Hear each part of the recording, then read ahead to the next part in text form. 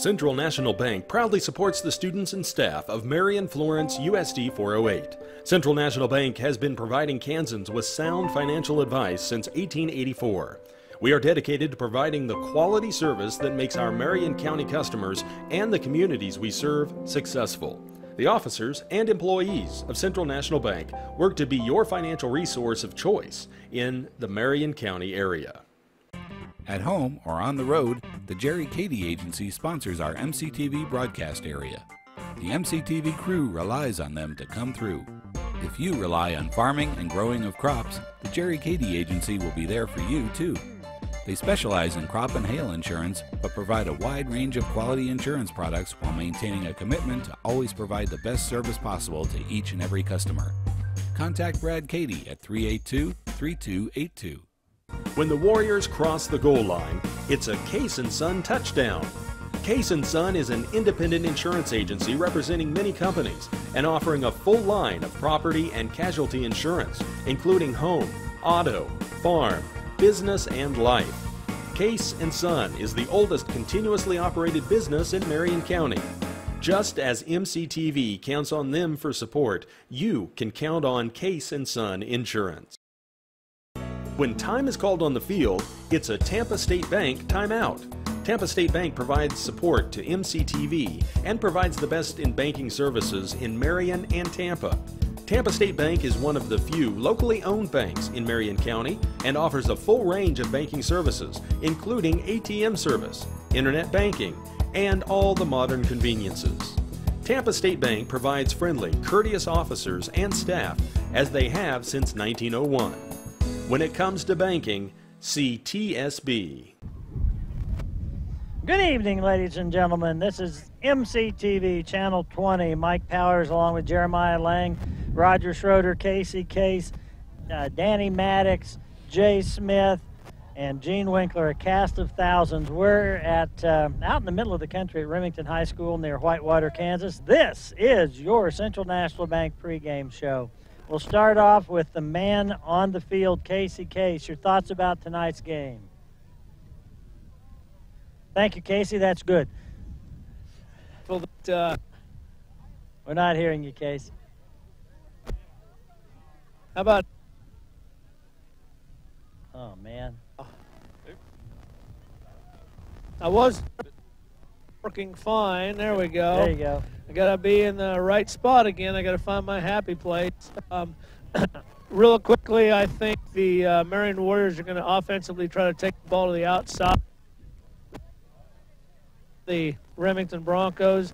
Remington looks to be very strong inside and looks like they may stuff the middle pretty successfully. So hopefully the Warriors can take it outside, and I don't think anybody can catch number 4. Let's, as we continue the Central National Bank pregame show, we'll go to you, Jeremiah. Mike, thank you. I was looking at the game leading up to tonight, and Casey's right. Joey Layham, number 73 for Remington, is going to be a force to watch both on offense and defense. He's going to be quick to the ball, and he's going to be real aggressive. Layham is 5'10", 254-pound senior. Yeah, and he's fast. Blake Thurnberg, quarterback, and then we might see Todd Enns take some snaps at quarterback occasionally. Looks like a good Remington team. They're 0-2 coming into this game, losing to Bennington and Sedgwick so far. Got a special treat tonight in that I have both of the kids up here with me. I also have Roger Schroeder along with Jeremiah. Roger, your thoughts on tonight's game? Well, it's a great night for football, if anything else.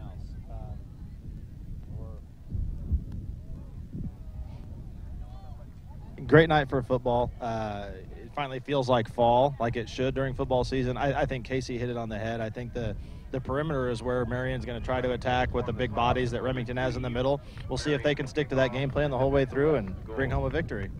The scouting report indicates that Remington is a diverse offense, a lot of shifting. Some of that's just deception. Some of it's with intent. And we're supposed to watch number 81. I think Coach described him as being a load. He's the power back at 6'1", 219. Coach also indicated that we ought to watch on defense for some blitzing from this squad. And Casey is, well, he's moved away. Okay, he's saying no. I was going to ask Casey for a prediction of a score, but I'll take that from one of you. I think Marion's going to win this. We're going to say 49-21. Wow. Roger. 35-20, Marion. Okay. I think I like Roger's score. I don't like it better, but I think I may believe it's a better prediction, but we'll see. We better wrap up the pregame because it's about time for the game. It is. We will wrap up the Central National Bank pregame show. We are broadcasting from the Jerry Cady Insurance broadcast area, and Jerry Cady Insurance broadcast area is windy tonight. We got a wind blowing right in our faces. This is an east-west field. Here's the kick. Squib kick right up the middle. Oh, touch. Now they're going to fall on it. So they'll take over on the 24. Jump in there, boys. Wind's going to play havoc, I think, in this game on the kicks and passes, and so we're going to see a lot of things on the ground. I think for anybody in favor of throwing the ball, they're going to prefer a crosswind than a, you got it with you one quarter, against you the other quarter. I think you can manage it a little better, but it's still not going to be easy. It's pretty sustained here. I think it's going to be a factor all evening. I think we're going to be somewhere in that 15, 17, maybe 20-mile-an-hour range all night long. Quick handoff to try to get outside, as Casey predicted. Go around the right side for a reasonable gain. We have struggled a bit tonight as we tried to set up. We've had some problems with our microphones, and so at times Casey was cutting in and out, Roger was cutting in and out. Jeremiah's forced to use a handheld mic. 2nd and 4, short 4. From the shotgun.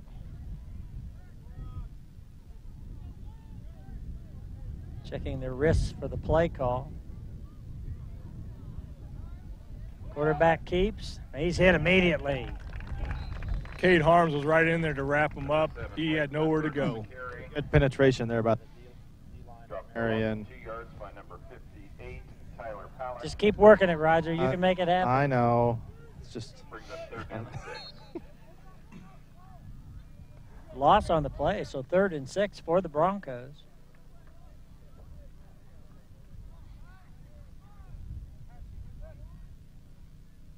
Quarterback wants to pass. Going to be a screen. Oh, overthrows it. Kind of had that set up, guys. I think we only had one defender out there. They did. That was a. You guys made us have to hand that back and forth. It's been done before, trust me. It was a good play-action fake, and I think they did have some room there if the quarterback could put the ball in his running back's hands there on the money. But instead, we're punt. 4th down. I think, okay, yeah. Peterson on the Warrior 40. Almost blocked. Yeah, good rush on. Peterson fields it on the 42. Puts on a nice move. Now he breaks outside. Oh, Peterson just working his way through arm tackles. Gets the ball to the 40 of the Broncos. Here's a replay. That's another thing we've had to do is one of our monitors didn't work, so we've had to, Jay Smith uses it, so we figure it's good for the cameraman to be able to see what he has on camera. It's preferable. Warriors 1st down on the 40.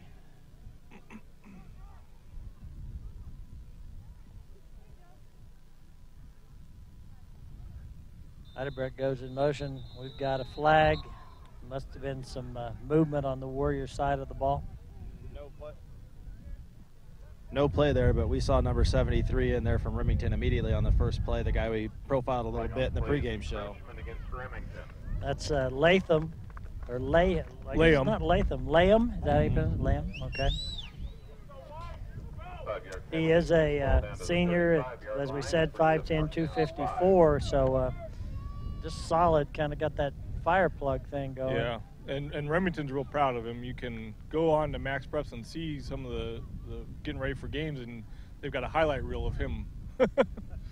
That penalty was actually against the Broncos, so 1st and 5, and Riggs is going to get the 1st down as he gets the ball inside the 25. Aaron Riggs picking up where he's left off the last 2 games with a strong run, and it's good to pick up a first down. On the play down to the 24. First down, Marion. The Warriors will, one of the things we noticed last week was we went up against a line that wasn't as huge as the one we'd had the previous week. And I was looking once again, this is a pretty good sized line that Remington brings to the table. Talk about that more in a minute. Warriors 1st and 10 again. Snyder keeps, gets positive yardage. Number 30, Aaron Riggs on the carry. First hit made by number 9, Hunter Knowles. On defense, the 4 yards on the play. Broncos are bringing out 204, 254, 229, 225 across the line. An end is a little smaller at 165, but still pretty good size for 2A ball. Yeah, very good. They have a strong front, and like Casey said in the pregame, if we can get around to the outside, I'm not sure they can catch some of our guys.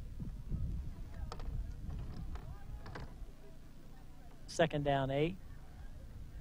Riggs with the carry. Nice run by Riggs. Refuses to go down. Finally, the whistles blow. He's going to have another first down for the Warriors. Nothing fancy so far by the Warriors. Straight ahead with big number 30 and letting the offensive line pave the way for him. Good start. I think probably setting the game to get outside is to drive it up the middle a few times and punch him in the gut. Warriors now 1st and goal from the 6-yard line. Schultz splits out on this right side. We want to thank his grandma, Joyce, for some cookies. Heidebrecht with the carry. Powers, and he's inside the 5. Ball carried by number 2, Peyton Heidebrecht. Might have picked up 2 yards there. Stop made by number. We are now forced to have Roger and Jeremiah sharing one handheld mic. Guys, my advice would be that Jeremiah, say whatever you got to say and then just stick it over. If Roger wants it, he'll take it. If he doesn't, then it's yours again. Trying to, I found the spot with my antenna. 2nd down, goal from the 5. Riggs with the carry. He's in the zone. That's a Kaysen-son touchdown for the Warriors. Offensive line creating great holes for Riggs to run through on that drive, and a good start of the game. Pretty simple start for the Warriors there. Straight ahead with the big boy. Let's see if that continues moving forward. MCTV is going to be having a bake sale for some new equipment here. Well, I don't know about the bake sale. I think we may just be ordering some new equipment. Warriors going for 2 on the conversion. Heidebrecht with the carry, and he comes up short. Conversion failed. In addition to the microphone issues we're having, I'm sure it's very irritating to you to have you being the viewer to have all the wind blowing through our mics, but that we cannot control. No. Can you? We can hear you. Oh, you Casey. can hear me. We All found right. him. We found Well, him. that's why I haven't been asked to be part of the Marion Warrior coaching staff, because my game plan would have been to go outside thinking we couldn't run inside. We just took the ball and stuck it right up their gut first. So, once again, I was wrong. Humility is good character asset. You think Casey was sincere when he said that? I do think he was sincere. You know, the secret to success is sincerity. When you get to the point you can fake that, you got it licked. First quarter sponsors tonight are Eagle Communications, Prairie Land Partners, Marion National Bank, and Lanning Pharmacy. We're going to talk a little bit about a special day that is tomorrow, Saturday. What's tomorrow here? Our producer is saying that tomorrow is not Saturday, but it is here. It is. And 45, Johnson. Oh, I don't know if that was intended to be an onside kick, but Rolled out of bounds. well, while they get ready, Roger, what is tomorrow? It's a special day to you, I know. It is. It's a very special day. It is National Talk Like a Pirate Day. Arr! Aye, it is. Mighty. Is that? Do you have anything to say about that? I do. What would that be? Well, Against Marion. I have some Went out of bounds. Ball pirate placed funnies on the for you. 35-yard line. We'll incorporate these throughout the broadcast as long as my mic keeps working. We'll get to one right after this play. All right. First down for the Broncos from their own 35. Snap to the quarterback. Oh, that's a pretty nice job on his part. He faked as if he were going to go down the middle, turned to the back or the receiver on this side, but Heidebrecht was right there. Heidebrecht stayed in position, and Ford just kind of ran into him and couldn't get the ball. Roger. Good defense there from number 2. Arr. What did the Pirates say when his wooden leg got stuck in the freezer? I don't know. What he said. Shiver me timbers. Arr. Quarterback rolls. Lots of pressure. Ball on the ground. I think one of his. I think it was picked up. Yeah, by his teammate. Looked like they tried a little inside shovel pass there, and it just kind of slipped out of his hands as he tried to shovel it forward. Yeah, there's a host of Warriors there ready to pick that up. Hey, Jeremiah? Yes. What do you call a pirate that skips class? I don't know. What, Mike? Captain Hooky.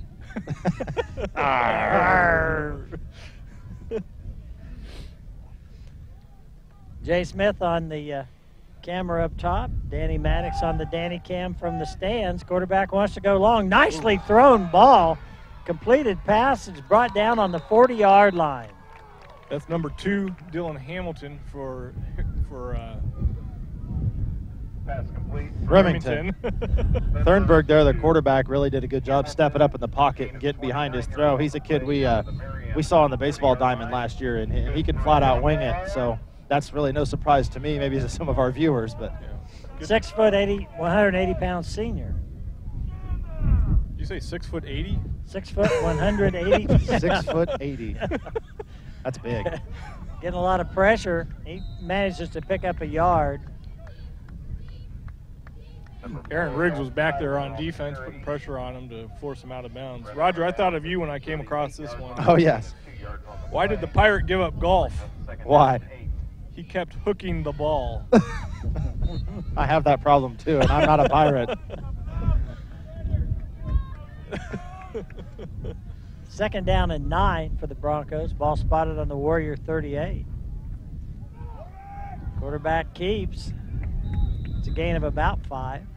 Number 7, Blake Thunberg. Aaron Riggs there again on the stop with a couple other Warriors. Stop made by number 57, William Adame. Kind of surprising the first 2 games of the year. Last week, Casey and I won't say we were ever cold, but we did put on our jackets, and I can tell by halftime I'll be ready to layer up a little more tonight. You're a tough man, Jeremiah. It's still September, so. Hand off to the first back, and he gets very little. Yeah, it's September. You're wearing shorts and a short sleeve shirt. The wind's blowing 9,000 miles an hour, and it's 12 degrees up here. Just because he hasn't unpacked his winter clothes yet. It was 93 degrees today. I'm not putting on a jacket tonight. It'll be a 4th down now for the Broncos, 4th and 3.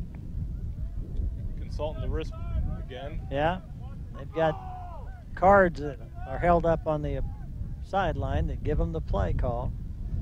Quarterback wants to throw, gets it away, complete. Appears to have a first down. Pass complete from 7, Thunberg to 3, Cook. You know, Jeremiah, you're going to kind of hurt Roger and my street cred if you're up here in T-shirt or short sleeve shirt and shorts, and I'm putting on my gloves and my coveralls. For the record, I have shorts on. I do have a sweater on over the top of my shirt, but I have shorts on. Well, so, Mike, you're the one that's street cred trouble. No, Roger. All right, first down from the 26. Nice drive on the part of the Broncos. Flag comes out. Looks like it'll be against the Warriors. I think we jumped across the line. They did a little shift there. It looks like one of our guys in the middle of the line jumped forward a little bit. One of those things that scouting report said we were going to have to be leery of is reacting to their various motions.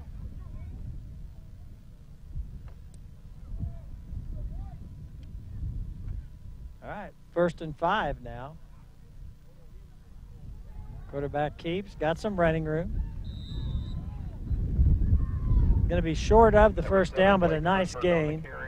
Tackle made by number 2, Peyton Heidebrecht. I heard one of the Warriors went home and told his dad that they were going to be playing a team with a lot of motion. He wasn't sure how to play against that, and the dad said, "What do you think you guys do on offense?" Yeah, there's a shift just about every play on our side. Ball at the 16-yard line. Well, it actually was a first down, so that puts a first down at the 16.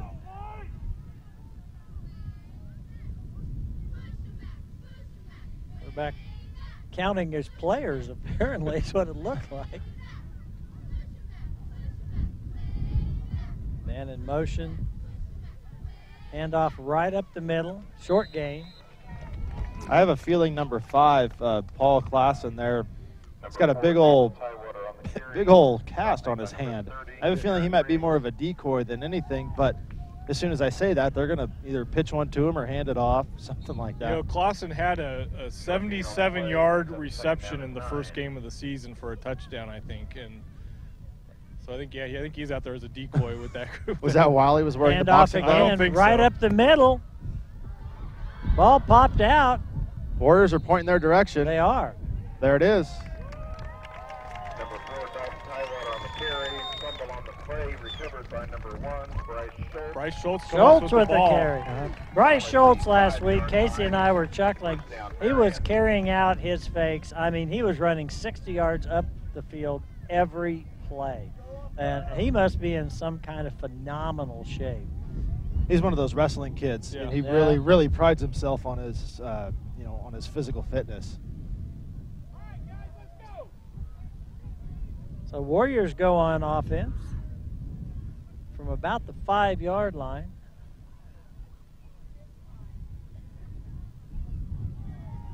Well, there's a carry by Snyder. Snyder gets outside and gets a big gain, and he won't go down. Going at the 28-yard line. Boy, he turned that corner in a hurry and got himself upfield. Big gain, get out from the shadows of your own goalpost there. Great play on first down. There are not many people that are going to catch him once he gets out. No. So the Warriors, who were deep in their own territory in kind of a dangerous situation, now have a lot of room to their back. Gain out to the 27-yard line. First down, Marion. First down on the 27.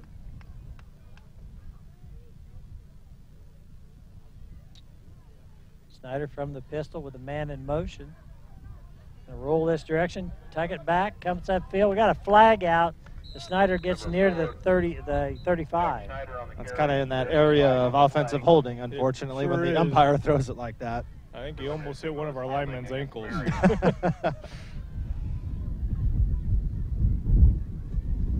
So far, Remington has shown a pretty good offense, but they've shown no ability to stop this Warrior offense. Yeah, Warriors seem to be running at will. Yeah, I mean, they haven't even thought about going to the air, and I'm not sure that I would right now.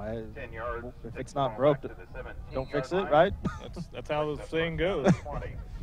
It'll be 1st and 20 now after the holding penalty. We've got the cloud cover breaking and some clear sky starting to show. Nothing there for the Warriors. Yeah, kind of ugly in the middle there. I think there may be another loss on that play. There is, about a yard. Contact made by number 45, Garrett Johnson. 2nd and 21, Riggs was the ball carrier. Tackle finished by number 57, Grant Jansen.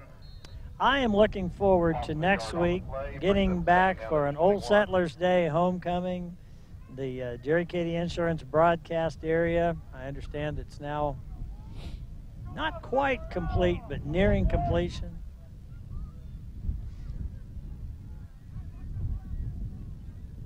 Peterson on the near side as a receiver. Snyder wants to throw, gets it away long. That's intended for Peterson, with just a little underthrown.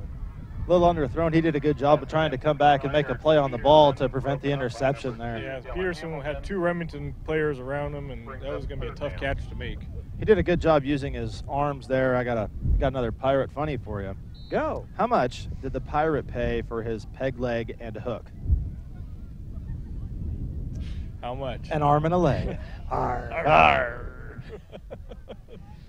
Okay, we're at the 2:51 mark. I want to remind everyone that we'll have the quarterly report, the St. Luke Hospital quarterly report starring Casey Case between the quarters, and may have a couple of pirate jokes then. If we can get Casey to his happy place. If we can. Third down, and I think we're going to get our Jay Smith was indicating that he thought we were going to get penalized for, delay of game, and it's, I think the first time tonight, Jay has been 100% correct. It's something that I haven't seen at any other field, which are these gigantic Play clocks. Yeah. In the end zone. I was about to ask a question if that's something that's mandated now. We do not have those at our field, so it's kept by the back judge, and he'll start the countdown. Yep. But here you've got the play clock right in front of you if you're the quarterback. All right, third and forever for the Warriors. It's a handoff to Riggs, and there's not much there. I think that's a smart play, though.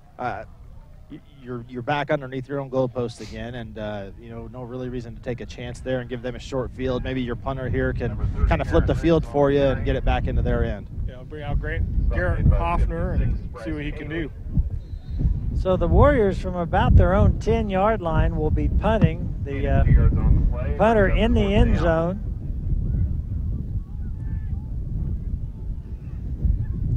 Hoffner looked good in the pregame warm-ups. We were short a man out on the field. We see Charlie Norquist running out there. It's going to be tight getting this one off. And they do. Good job. Gets the punt away. Pretty good punt. Drives the man back. Takes a Great nice punt. Warrior bound. Great punt. Goes into Bronco territory. It'll be set at about the 43. Dylan Hamilton, number 2 from Remington, is pointing to his face over to the bench, saying that he might have lost that in the sun just a touch. Kind of like, fly ball to the outfielder that he misses. Maybe, maybe not. It's unusual. Not here, it's not. But in most places, you don't worry about having to field a football coming out of the setting sun. Yes. But when you've got an east-west field, you get announcers with the wind in their face and players with the sun in their face. I like the other fields. Yeah. Quarterback keeper, a lot of running room. Nice tackle by Peterson, assisted by Wheeler. Good fake to number 4. Had a lot of our guys looking the wrong direction. Yes. That'll pick up a first down. It's a gain of 13 yards. 44-yard line, good for a Bronco.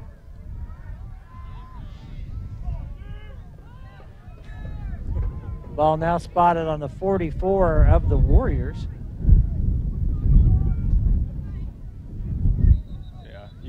And we've got. Saw him jiggle the ball from the snap position. He pulled it back. Not hearing you. You're not hearing me? He pulled the ball back and then reset it. I'm hearing him. I'm hearing me. Okay. All right. Okay, very good. All the important people are hearing him, Mike. I'm not sure I'm getting the proper respect. From I think, weren't we introduced as the kids? Yeah. Start the broadcast. The 2 junior G-men here. Back to pass. Gets the ball away. Another nicely thrown ball, but kind of thrown to no one. Yeah, he was rushed on that play. I want to say that maybe it was Cade Harms getting back in there and forcing him to rush that pass. Yeah, it looked like if he had an opportunity there to step up. He had a guy behind the secondary. It may have been a play there for Remington. 2nd and 15 now. From the 49, our score stands Warriors 6, Broncos 0. A lot of pass rush, just kind of throws that up for grabs, and lucky Schultz there to break it up. Yeah, Schultz could have pulled that in. An interception. And that was number 4. I'm not sure who that is on their roster. I don't know. But it wasn't Thunberg. We don't have him. Hey guys, what happened when Redbeard the pirate fell into the deep blue sea? What, Mike? He got marooned. Thank you very much. Be here all night. He rolls, gets the pass away, and that is a different quarterback. Yeah. We're seeing number 4 here. Incomplete. Nothing against number 4. I was liking the way that Thunberg was throwing the football. I'm kind of surprised they're making that move, but it could be something that's predetermined already. Because Thunberg is back in here now. Yeah. 4th and, what, about 16? Yeah, well, 15, because it was a penalty that pushed them back. So 4th and 15. Appear to be in a punting position. Peterson dropping back now on about the 15-yard line. Low snap, gets it away nicely. Line drive punt. Peterson takes it on the 15. Oh, nice run by Peterson. Shedding tacklers. Pushed out of bounds as he crosses the 30-yard line. Kick return by number 6, Mason Peterson.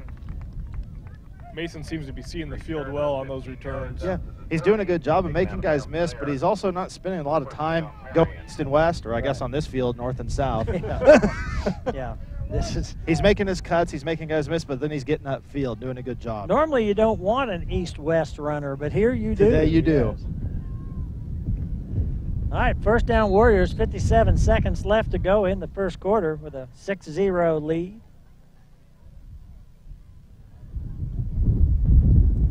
Hand off to Riggs. Boy, Riggs is running hard. He's got a first down. Strong run by Riggs up just to the left side of the center and be able to pick up that first down. Good job. Move the sticks. Coming here to the close of the first quarter. Gain of 11 yards on the play out to the 41-yard line. First down, Marion. We've got about 2 seconds. 42 seconds to the end of the first quarter. Remember, you can hear Gene, no one else can hear Gene. I know it. It's like a voice in my head. So if you answer him, everyone's going to think you're weird. It's like the Wizard of Oz. Oh, look at that. Nice coming out. Corbin Wheeler's going to take it to the barn. The only one that could get him's the official. Wheeler's in the end zone with a Case and Son touchdown. Number 9, Corbin Wheeler. The only person able to chase after him was the guy with the broken hand or arm. So Well, he clubs him with that cast. It was a great play design there. A little misdirection, kind of a counteraction to it. Very good job execution-wise by the offensive line. Got 18 seconds to go in the quarter. The Warriors now get a 2-score lead, attempt to get the 2-point conversion and make it 14-0.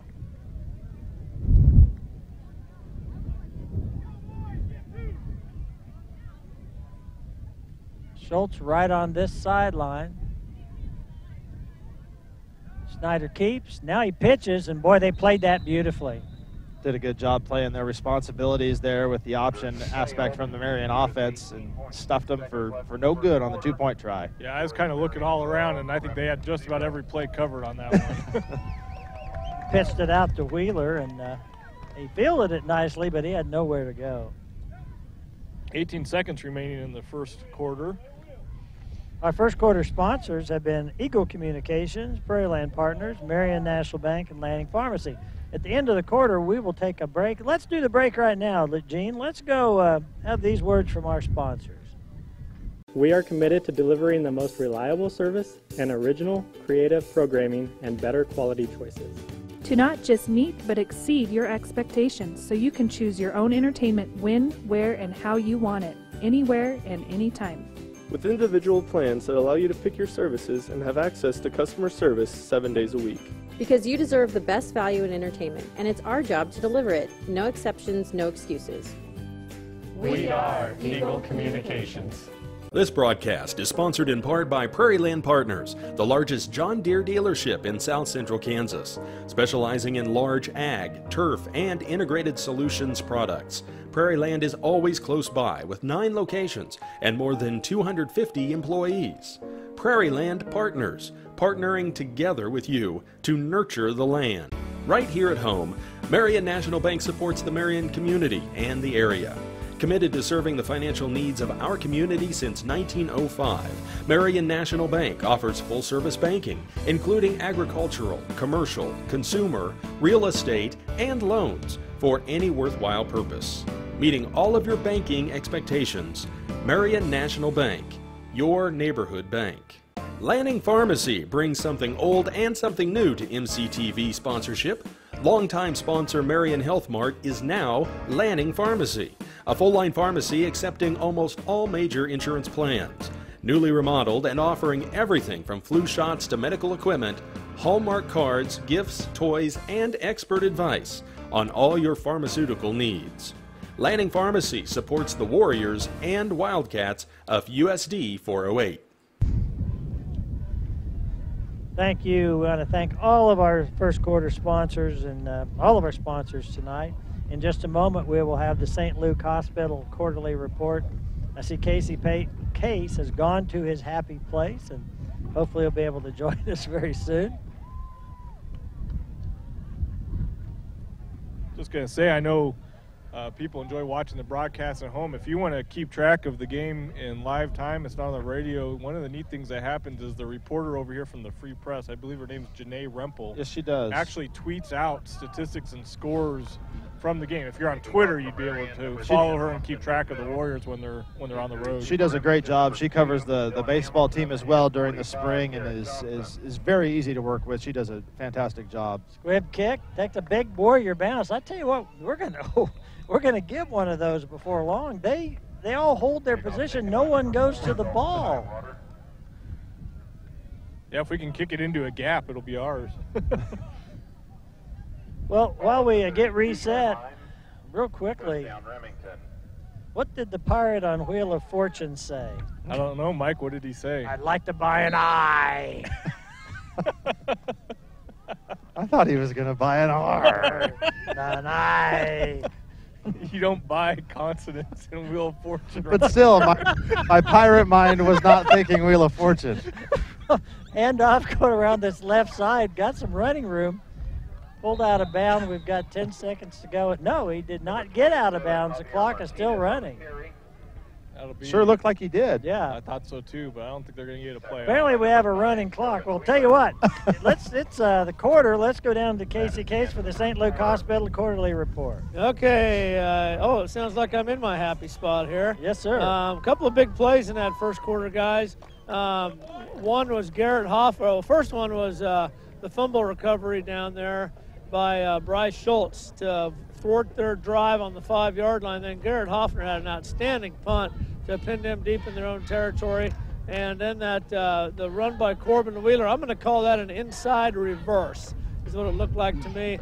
Corbin took that ball, headed upfield, and he turned on the afterburners, made a great burst up the middle. And we're looking at a 12-0 lead right now. I had to look again. I couldn't remember how many of the, I guess we didn't make either of our conversions. So Marion 12, Remington 0. Remington has shown they can move the ball from time to time, but I don't think they're as disciplined as we are. They're going to tend to turn the ball over more than we are. So I think maybe Marion's got this 12-point lead, and if we get another one before half, I think we're going to break their spirit. Hey, Casey. Back to you guys. Casey. Kate, are you still there? Yes. Okay. Still here. Do you want to contribute to National Talk Like a Pirate Day? Okay, I didn't hear all that. Do you have a pirate joke? A pirate? Did you ask me if I had a pirate joke? Yes. You know what one pirate said to the other pirate? What? Arr! Oh, that's weak. Soft. Quarterback keeps. He's going to get the first down. It's going to be close. Yeah, going to be close. You're right. That wasn't a very good effort by Casey. Oh, that was not a good effort. He's smiling down there, though. Gain up to the 41-yard line, brings up third down and a short one. Gain up to the 41-yard line. Our second quarter, well, we'll get to the sponsors for the second quarter. It is short, so it's third and the length of the football.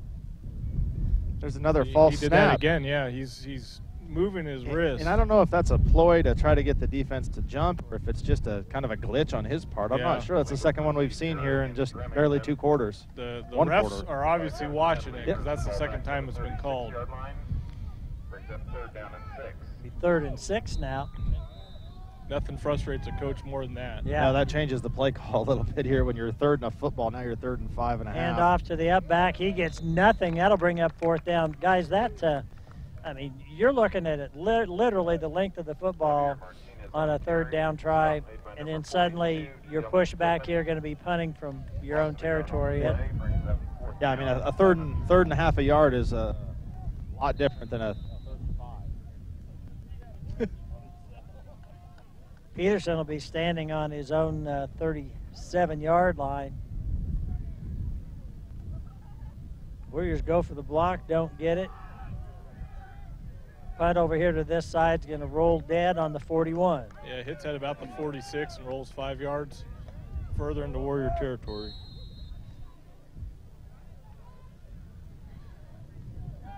Gene was a little bit worried about the weather as we gathered today. It was completely overcast, a little rainy looking, but the Channel 12 weather app has worked out pretty well. It said by about this time everything would start to clear off, and that's what it's doing. It did say the wind would die down. Waiting for that.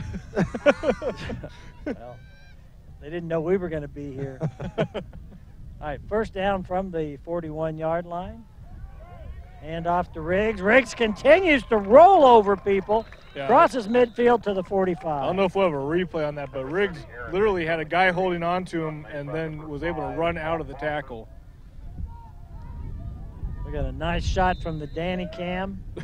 Just leave him behind. On the play, first down Marion, ball just outside the Broncos' 45-yard line. Warriors should get it in the end zone again here. We'll see. I don't know anything about the Broncos team to know whether they're the type that would kind of have the old will to fight snap on them, but there's always a point where you can break the opponent. Snyder goes long. He's going for it all. Peterson's there. Oh, jumped just a little early. Just a little early. Just a hair too soon. Yeah, I think if Pass attempt from 4 Snyder to 6 Peterson. half second later, it'd be in his hands. Kinsley Cook brings up second down. Peterson's got a good vertical leap. Came close on that one. Second down now.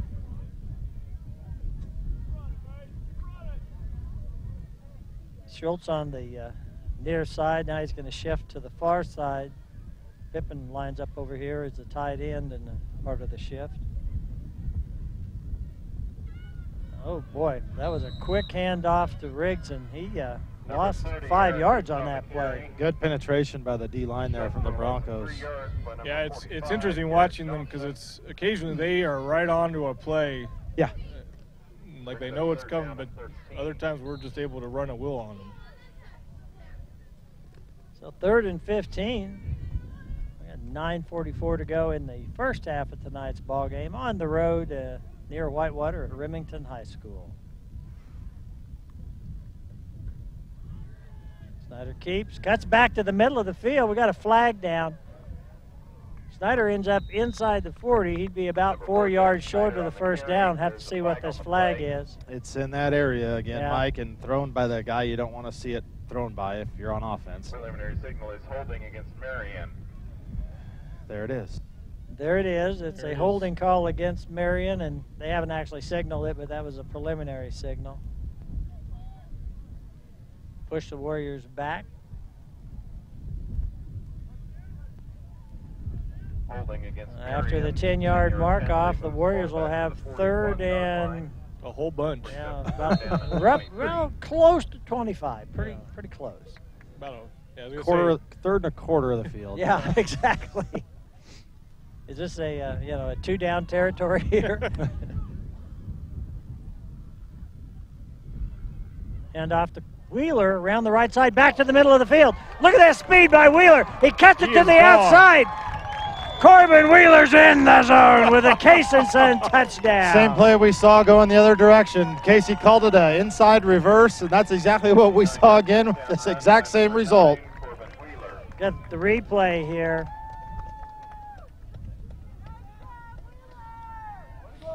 yeah, the fake is to Riggs up the middle, and here comes Wheeler around the back, grabs the ball, and off he goes. I tell you, I know I say this from time to time, but sometimes I actually mean it. We really have some good camera work. Between Jay with the camera up top and Danny with the tighter shots from the Danny cam, we're pretty good. Hand off to Riggs. He's in the zone with a 2-point conversion. 2-point conversion is good. What's our score? 20-0. Warriors up at the 9:01 mark of the second quarter. Warriors looking really strong, having a lot of fun out there tonight. It's a good game for them to be playing. Guys, I think we talked about this off the air, but I was looking in this line of paper this week at the 2A rankings, and number 1 ranked team in the state was Meade, and we play them later this season. Number 2 was Sedgwick. They're in our league. We play them later this season. The number 7, I believe, team was El Saline, and we play them next week. Now we are the number 4 ranked team in that ranking. It's a pretty salty schedule. It is, and you've got your one out of league matchup too with Meade. That Thank you. Good for competition standards. I think it's a good way to measure yourself and really kind of figure out how good this team is. And they had a shootout last year.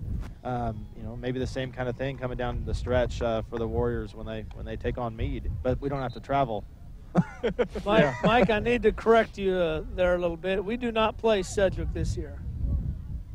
Why the heck not? They're in the league. We didn't play them last year. Oh, okay. It's something to do with the district. We don't play a lot of the teams in our league anymore, and Sedgwick is not on the schedule. All right, well, they're in the league. They are in the league. That is a fact. Cling to what you can, Mike. Silly me. Silly me. I think in our league we probably play them, but I guess I don't. All right, the Warriors will be kicking off. Austin Neufeld lines up. He's been squib kicking tonight. Let's see if we can recover one of these, because he's not, I think intentionally, I know I've seen him, he can certainly kick it farther if he wants to. That time he does. Taken by the return man, and he rumbles upfield, gets out to the 35. Kick returned by number 45, Garrett Johnson. Tackle made by 20, Ezra Darnell. Yeah, Ezra Darnell able to track him down and bring down the runner. Hey, Roger? Yes. What's a pirate's favorite kind of cookie? What, Mike? What is his favorite kind of cookie? Ships ahoy! The pirate. First and 10, back to pass. It's the ball away, tackled immediately and breaks up the pass. That's Wheeler. Peyton. Oh, it's Peyton Heidebrick, yeah. Sorry. Yep, he was right there. Perfect timing, really. The ball got there, and he got there right after the ball, and no reception. Yeah, that was great timing. So 2nd and 10 now. Line of scrimmage, nose of the ball right on the 35.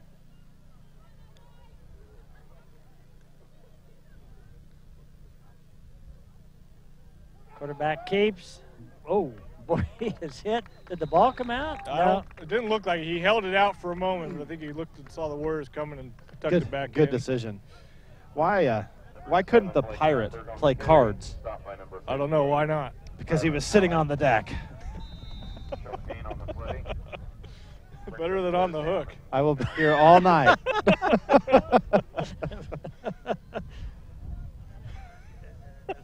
Third and 9. I did my homework.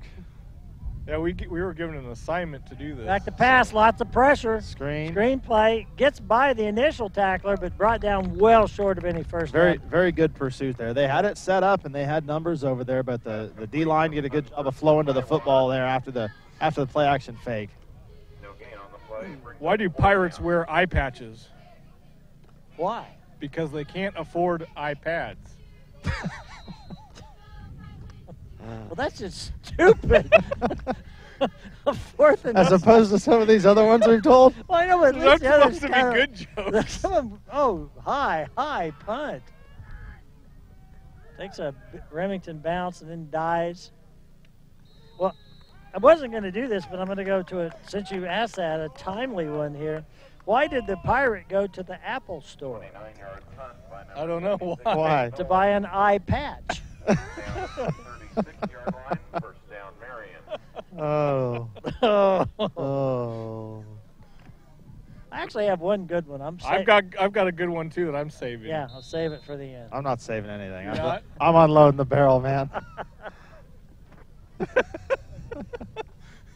Winkler wants to know if we could save it for tomorrow.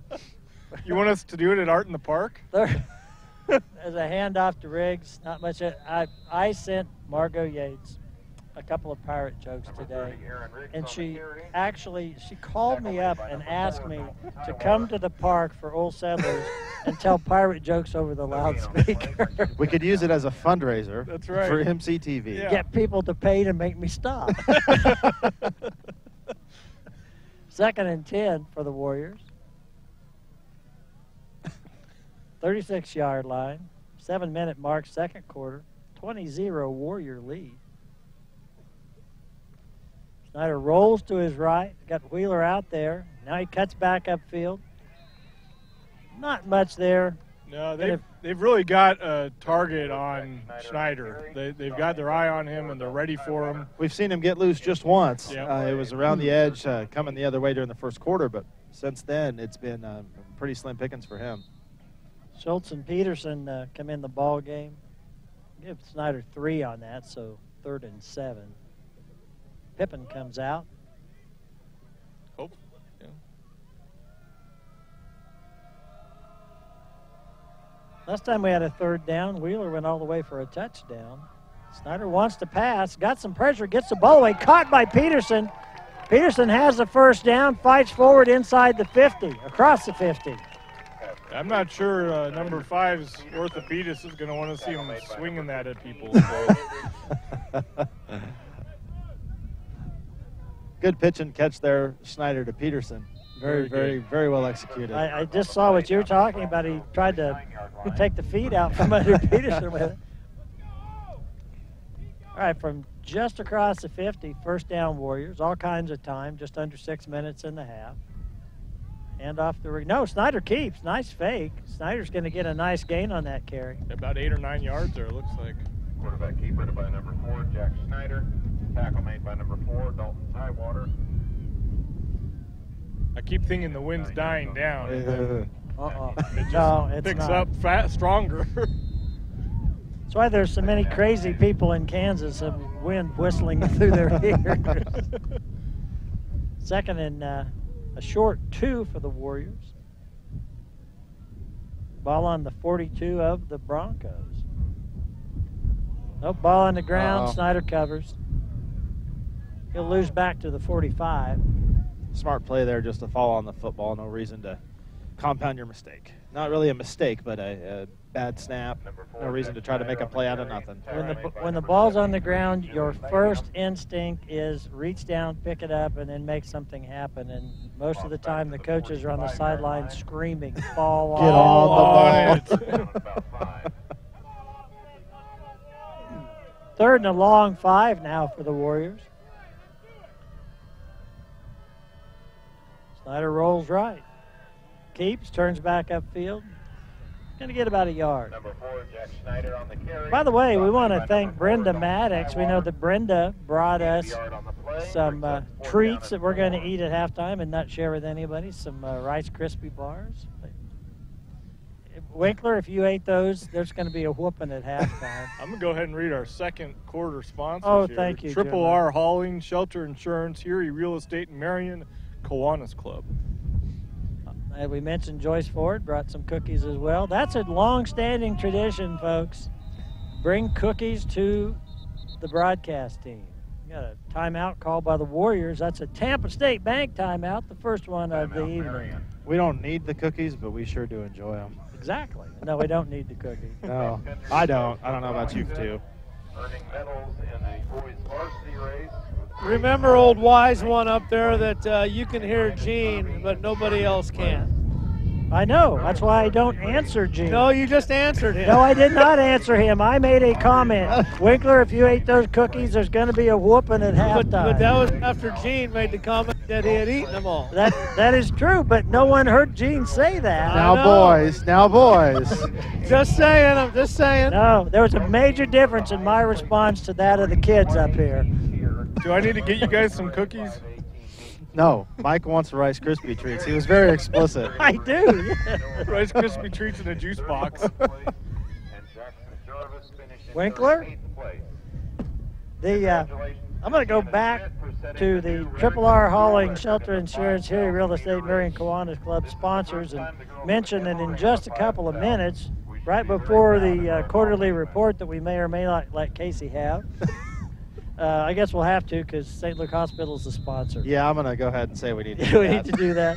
Well, we could have Roger do the report. You know, last week we had Jay Smith do the report. We did. He said he wants to do it again.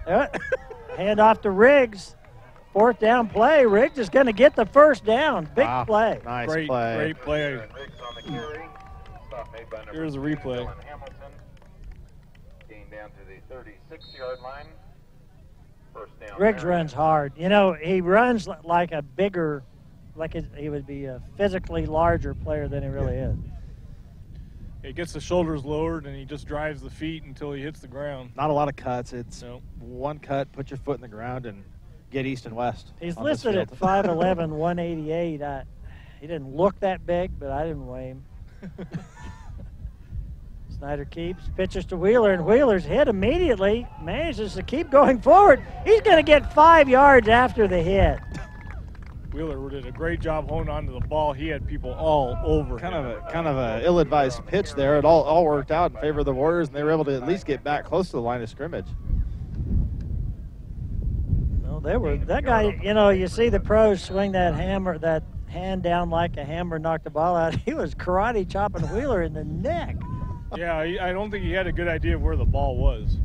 Grandpa Ed would agree with this. You can't hurt a Wheeler by hitting him in the head. That's Riggs again with the carry. Not much there. Tied up on the ankle, and that's one of the things you can keep your feet moving, but if someone's holding on to you, you're not going to make it very far. Yeah. They lost now. The Warriors will be in a 3rd and 13.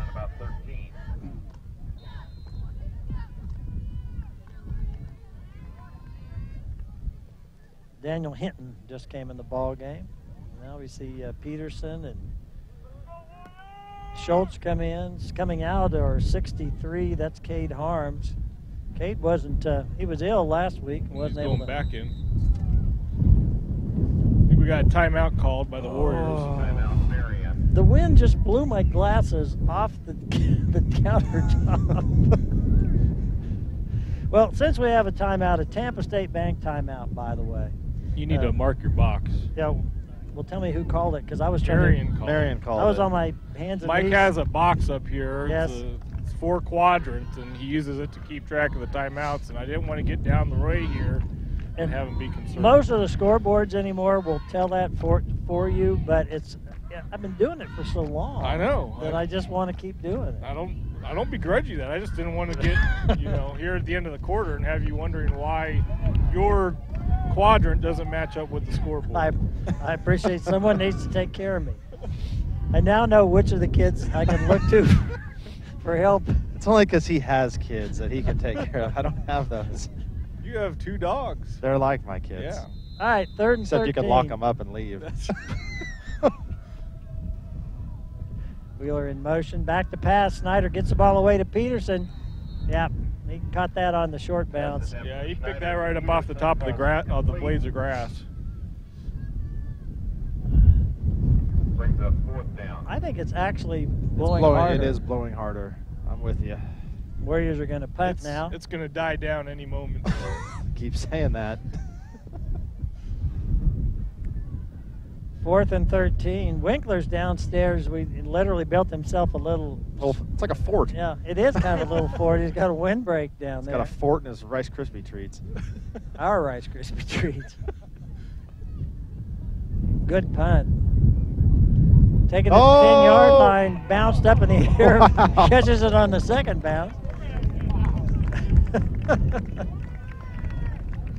Punt taken by number 2, Dylan Hamilton. 33, Colton Brewer tried to catch the almost muffed punt there. That would have been YouTube worthy. That would have been. Just under 2 minutes to go in the half. Tackle made at the 7-yard line. Warriors lead 20-0, and Remington gets the ball on their own 7. That'd be a good place for a turnover if you're a Warrior fan. Quarterback keeps. Good gainer. He's out close to the 20. Yeah, he had a lot of room to run. Warriors are going to have to find a way to meet him at the line of scrimmage. He's been some of their best offensive production so far this evening. I was really surprised for those couple of passing plays. They had him out. Blake Thurnberg, we mentioned him before, and we have no idea why he came out. He may have had an equipment problem or something they had to fix. First down. Tries to go left, yeah, doesn't get much. Number 4, Dalton Tywater on the carry. That was the thing that was even more puzzling about him not playing quarterback on those couple plays. He didn't come out of the game. They just I'm sorry, I didn't. He was still in. They lined him up at wide receiver on one play and kind of as a wingback on another play. That's what kind of was, I had scratched my head about a little bit. I had missed that. 2nd and 7. Oh, pitch. Runs through a couple of tackles. Nice gainer. It's going to be short of the first down. Number 4, Dalton Tywater on the carry. Brought down by number 2, Peyton Heidebrecht. See where they spot the ball here. Clock is running, about 40 seconds left in the quarter. Looks like we're going to have a timeout called by Remington. Tampa State Bank timeout called by Remington. Timeout, Remington. One of the things that I look forward to in getting back to the home confines, the Jerry Cady Insurance broadcast area, is the added height. Sure makes it easier to see what's going on the field. It does. Although this is a pretty good view. I think we're not bad. Just about as high as anyone else around here. Yeah. Well, before we get out of this first half, Roger or Jeremiah, favor us with a pirate joke. I'll take it. Why do young pirates always fail when saying the alphabet in kindergarten? Always what? Fail. Fail saying fail when saying the alphabet in kindergarten. I don't know why. Because their fathers insist that there are 7 C's. Where do one-legged pirates go for breakfast? I don't know. Oh, I know. IHOP. Oh. All right, 3rd and very, very short. I thought Arby's for breakfast. Quarterback keeps, gets hit, gets through, has a big gainer, and he may be on the road all the way. Schultz gets blocked off. This is going to be a touchdown for the Broncos. He got away. That was number 4, different player than number 7. Yeah. Exactly what you wanted there going into the half if you're a Remington fan. A way to get a little momentum back on your side. And if I'm not mistaken, do they get the ball to start the second half, or does Marion get the ball? I believe we get the ball to start the second half. Not as big a blow then to Marion, but still nonetheless. If I'm remembering correctly, we kicked off to start this. I think you are right. Half. I'm not remembering the hypothermia is setting. Starting to, can't feel my fingers.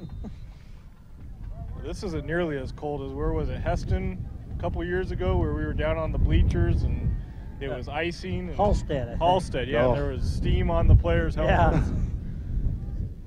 Yeah. Extra point attempt. They got a kicker. They have a kicker, and he's good. We got a 20-7 ball game. The Warriors have thoroughly dominated this ball game, but Remington continues to breathe here. Let's take a break and hear these messages from our second quarter sponsors. We'll be right back. Triple R Hauling is your hauling expert, offering custom step deck hauling in more than 27 states. Triple R Hauling will handle your heavy equipment, military equipment, farm machinery, and most any item you need moved. Hauling specialty and emergency loads, ramp use, bridges, and tarps are available if needed. Call Wally or Kim at 382-7802 and get things moving. Shelter Insurance is one of the most successful and financially sound regional insurance groups in the country, providing insurance products specifically designed to best suit you, including protection for your home, life, car, farm, business, and more. Drop in and see Shelter Agent Doug Heary for great rates and professional service. Doug will help you find the right coverage at the right price. Just as the Warriors practice and play hard to achieve success, the folks at Heary Real Estate work tirelessly to meet your needs. From listing to closing, Lori Heary and her agents are there to help you. Buying or selling, they will make sure your real estate transaction is a smooth one. Heary Real Estate, serving Marion and all of Marion County. The men and women of Marion Kiwanis Club are proud to support MCTV. Marion Kiwanis Club sponsors the annual Old Settlers Day weekend and provides financial support to Chingawassa Days and countless other organizations benefiting the area. Call 382-2115 for info on tent, chair, and table rental. Marion Kiwanis, dedicated to providing service to children and local communities. And we're back, and remind you that the St. Luke Hospital Quarterly Report will come up real soon as we get through these last 26 seconds.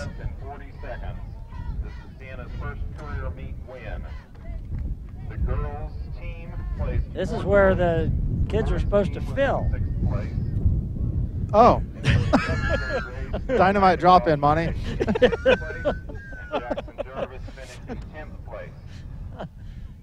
Yes, we thought it would be a great idea to take both you guys on the road. Hey, who's with me next week? It's you, I isn't it, am, Jeremiah? yeah, I'm up in the Jerry Katie broadcast area. I'm not back until, I think I've got 2 or 3 consecutive games in October that I'm with you. Okay. But I'm not with you the rest of September. I knew we had it marked. We're calling it Black October. I didn't know why. Now I do. Makes sense. Remington will kick off. The Warriors won't have much time, but you get a big run back, and you never know what you might break. We've got 26 seconds on the clock. The way Peterson's been able to maneuver on his punt returns, maybe he can have a little kickoff return magic here right before the half. That'd be fun to see. Schneider also back. And Corbin Wheeler, so. Yeah, they're not going to be able to kick away from speed. No, 3 wheels, 3 sets of wheels back there.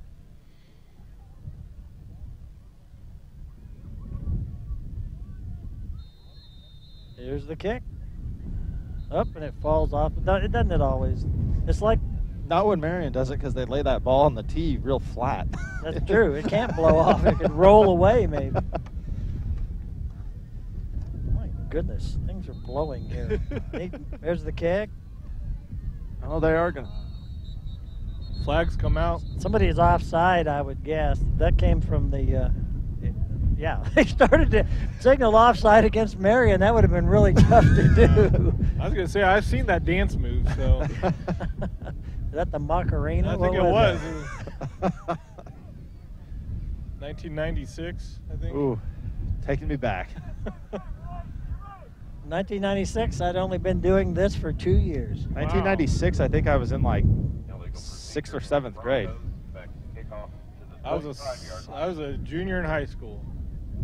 How you feeling now, Mike? I'm feeling like MCTV was 2 years old at that point.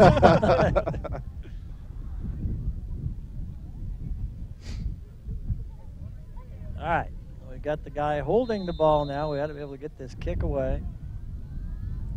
Oh. Onside kick. The Warriors cover it. I think that was... Noah Albin falls on the ball. You know, that's kind of set something up here. You're at midfield. You've got 24 and a half seconds. Haven't thrown the ball a whole lot, but we've had a couple completions down the field to Peterson. Maybe most, well, ask the Chiefs. I will be surprised if we do anything but run the ball. Conventional wisdom says you run the ball or take a knee. Yeah. You don't throw it. But that's why I'm up here. You know what? Conventional wisdom is conventional. We're not conventional. No? I say chuck it. Snyder from the pistol.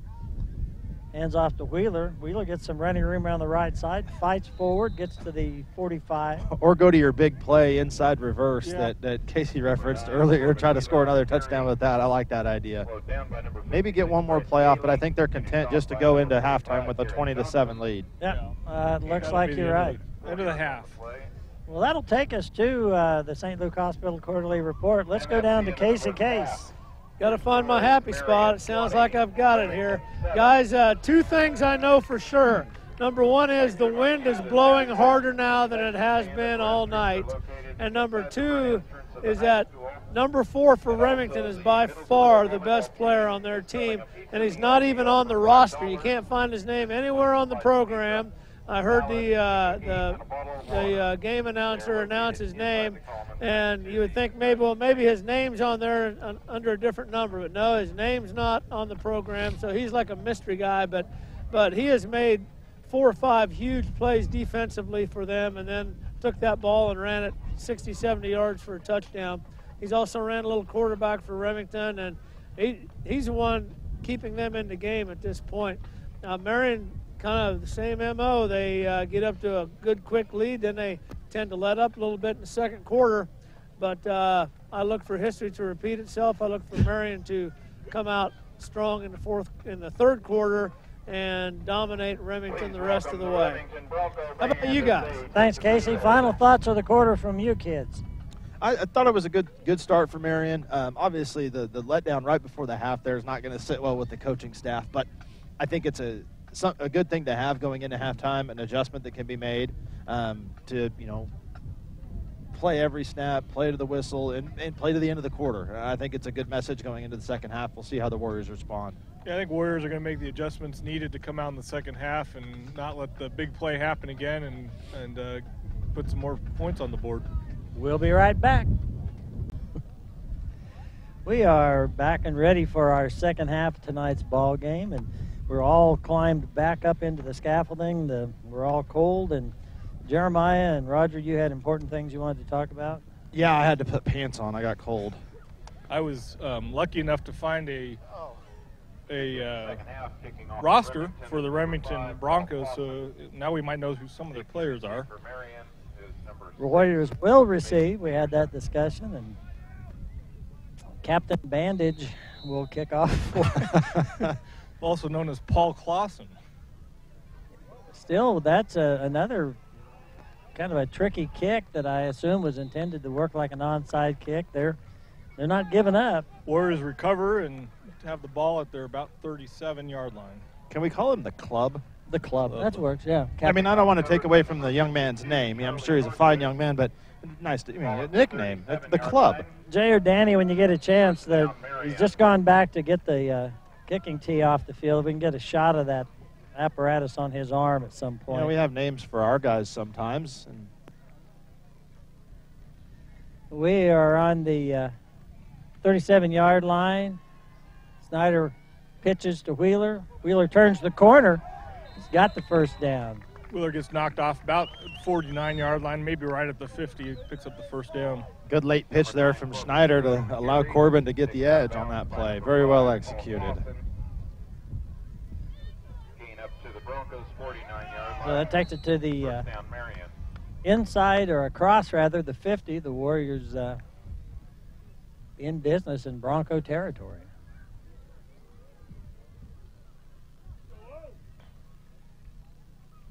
Snyder waits the snap. Almost had the look of a broken play. Snyder's going to get a couple. Take another look at this. Snyder. Number 4, Jack Snyder on the carry. Yeah, I couldn't tell whether the back that he was supposed to hand off to is already gone or if he slipped, but something odd looking about that play. Yeah, I don't think that was how it was supposed to go. Got a couple of yards out of it, so 2nd and 8.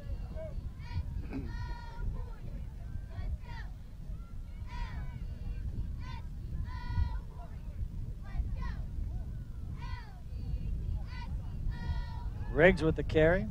Riggs gets the ball inside the 45, gain of a couple more. Bringing up 3rd down. Aaron Riggs on the carry. Tackle made by number 57, Grant Jansen. Speaking to our producer, Gene Winkler. Gene, do you have a blanket in your car? I just want to ask that on your behalf, Jeremiah. Still in your shorts and your short sleeve shirt. We do have a blanket if you would like to. Thank you. Yep. We won't even make fun of you. I know you won't. To your face. You won't do it? Yeah, I was going to say. 3rd and 6. One of the weeks when I'm not on the broadcast, it'll come up. Snyder wants to pass. He escapes the man, but he's going to end up losing. He threw it away, but I think he was out of bounds when he threw. I'm not sure, but if he was not, that's an outstanding effort. They are not calling him They out are of not. bounds. Wow. Take another look at this. He kept giving up ground here as he tries to escape. It looked like it might end up with a disastrous loss. Well, really slipping some tackles there. Okay, so instead of 3rd and about 16, it's going to be 3rd and 6 again. Should be 4th. Should be 4th. They haven't changed it on the sideline. Yeah, they have on Hoffer's the out. clock.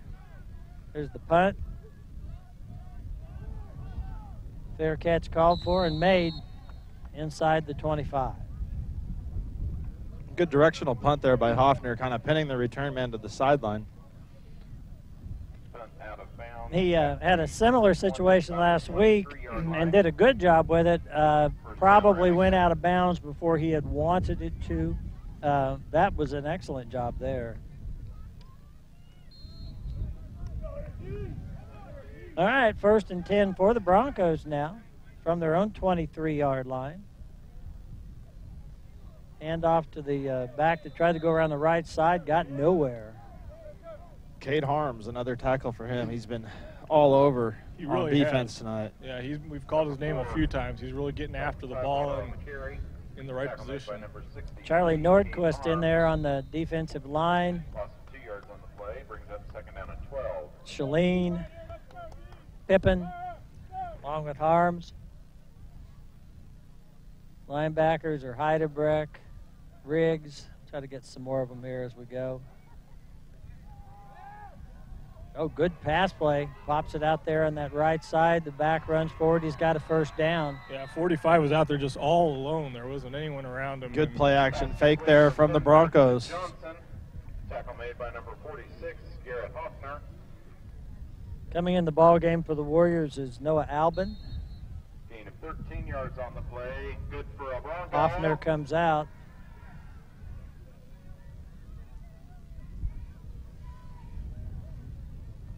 Broncos continue to show the ability to move the ball on offense. Well, even though they've only been in the end zone one time. Hand off around the right side. Not much there. Ooh, good collision over there, but it's going to draw a flag. And I don't know that I agree with the flag. I'd maybe see the replay if he was out of bounds. Take another look at it. Preliminary signal is personal foul against Marion. It looked to me like they were playing to the whistle myself. They did call Marion with a personal foul, for the personal foul. Here, see it in slow-mo.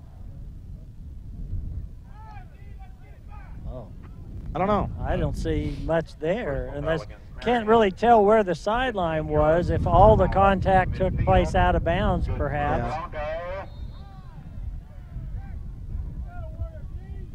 Ball right at midfield. Warriors going to step up here. Right at the midfield stripe. Broncos back in action here, 8:45 mark, 3rd quarter, trailing 20-8.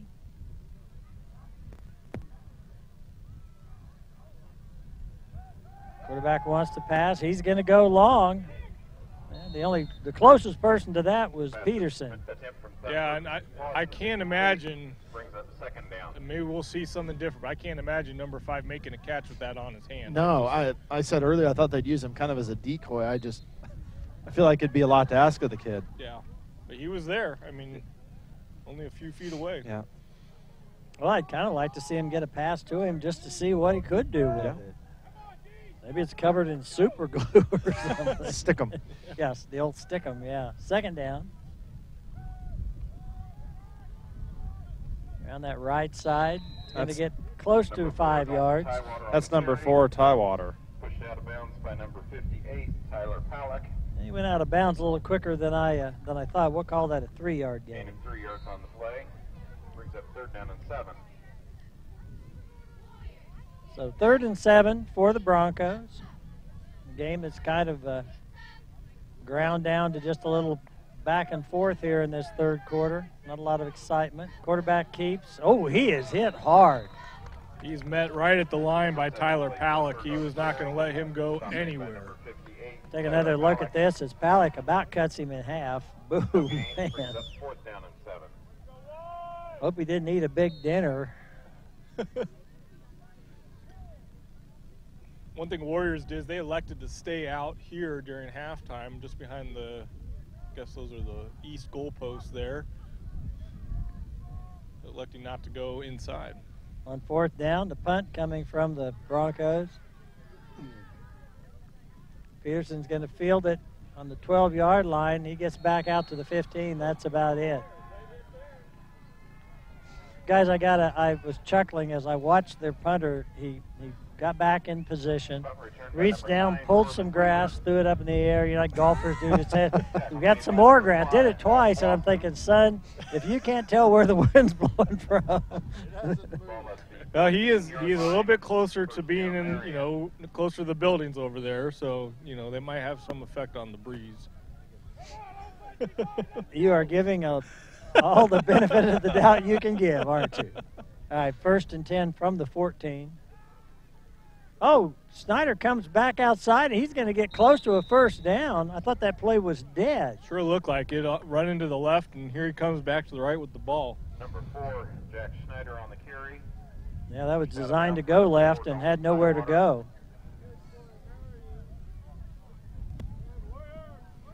Gain of 10 yards on the play. First down, Marion. So that'll bring the ball out to the 24. In this third quarter, as the Warriors go through their various shifts. Snyder rolls to the left, and he's got a lot of running room. He pitches to Wheeler, and Wheeler gets the ball across the 45. That's about the second time Wheeler's tried to have his head removed, running the ball down the field. Number 9, Corbin Wheeler on the carry. Well, guys, our third quarter sponsors are Marion Boosters, Marion County Ace Hardware, Carlson's Grocery, and Hannaford Abstract. I'm going to take this time for a pirate joke here, Mike. What's a pirate's favorite kind of fish? I don't know. A goldfish. Ah, Oh. gold. Snyder keeps it dragging the tackler. Ball security, ball security, ball security. That's all I could think of the last 2 yards of that play. Carrying it around like a loaf of bread. Snyder holds on to the ball, though, and about 3 Remington Broncos run into each other trying to bring him down.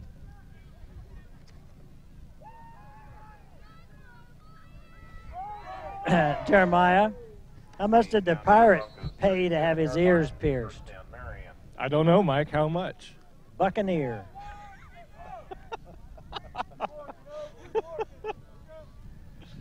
First and 10 for the Warriors, 37 of the Broncos. No grumbling.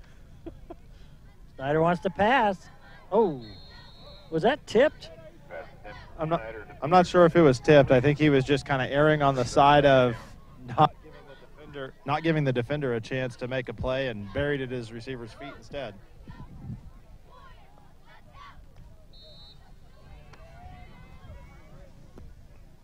Stucklick comes in the ball game, along with Schultz. Schultz will be on this side. Stucklick split out on the far side. Wheeler and Heidebrecht, your slot backs. Wheeler shifts back to a tailback position. Riggs in the full. Oh boy, they are in on Snyder fast, but they don't get him, and Snyder's off to the races. Yeah, it looked like a blitz up the middle, and with if you're going to do that, you're going to have to cover where Snyder's going to go because he's going to squeeze out and be on the run. Yeah, he did a good job of just making the first guy miss. The next guy was there, but he was playing his responsibility, which was the pitch man, and Jack was able to cut it right underneath him and get upfield and get positive yards.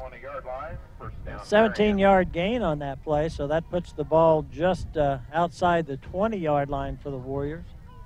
6:13 to go in the third quarter. I don't know that a Warrior score would put the game away, but it would sure put the Broncos in a deep, deep hole at this stage. And Riggs powers forward. His knee hit the ground. What brought him where they called him down there. I agree with you, Mike. This wouldn't put a bow on it by any means, but I think this has been kind of a sleepy third quarter so far. I think it would really help to kind of put a stamp on the third quarter and really get some momentum on our side, because it's been just kind of a ho-hum third quarter on both sides so far. I think a word to our producer, we need to be looking at ordering some mic sets over the next week. There's Riggs with a carry. No, Snyder keeps another great fake. He gets around that end. He's in the zone with a Case and Son touchdown. Great misdirection showing that they're going to go to Riggs. Riggs goes up the middle, doesn't have the ball, and here comes Snyder around the end. can't teach speed. That's that's a well-designed play. You know, we feeding Riggs in the middle all night, and Jack pulls one and is finally able to break one. He got loose twice on that drive there for the first time, really since the early part of the first quarter. Good sign, I think, going down the stretch here. So the Warriors go up 26-8 and line up for the two-point conversion attempt. Riggs is in the zone. I've been giving Trinity giving Remington 8 points all quarter long, and just pointed out that they actually did kick their extra point. This is the first team we've played this year that's, well, actually, we've had 2 games. That means we've been 2 opponents for the Warriors, plus the Warriors, so basically 4 teams. And we haven't seen an extra point attempt kicked until just the earlier end of the second quarter. Anyway, our score now is 28-7. Third quarter sponsors: Marion Boosters, Marion County Ace Hardware, Carlson's Grocery, and Hannaford Abstract. Roger, do you know any good pirate jokes? I know 0 good pirate jokes, Mike. Neither do I. Tell you one thing, it's cold up here. It is. And you know what would be really good? A cup of coffee from Starbucks.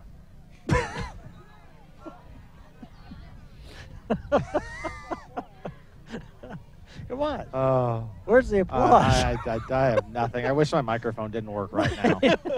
My wife actually I wish my headset didn't work right now. My wife told me that before I left and asked me to use it. Well, you're a good husband. That's sweet. Undiscerning, but a good husband.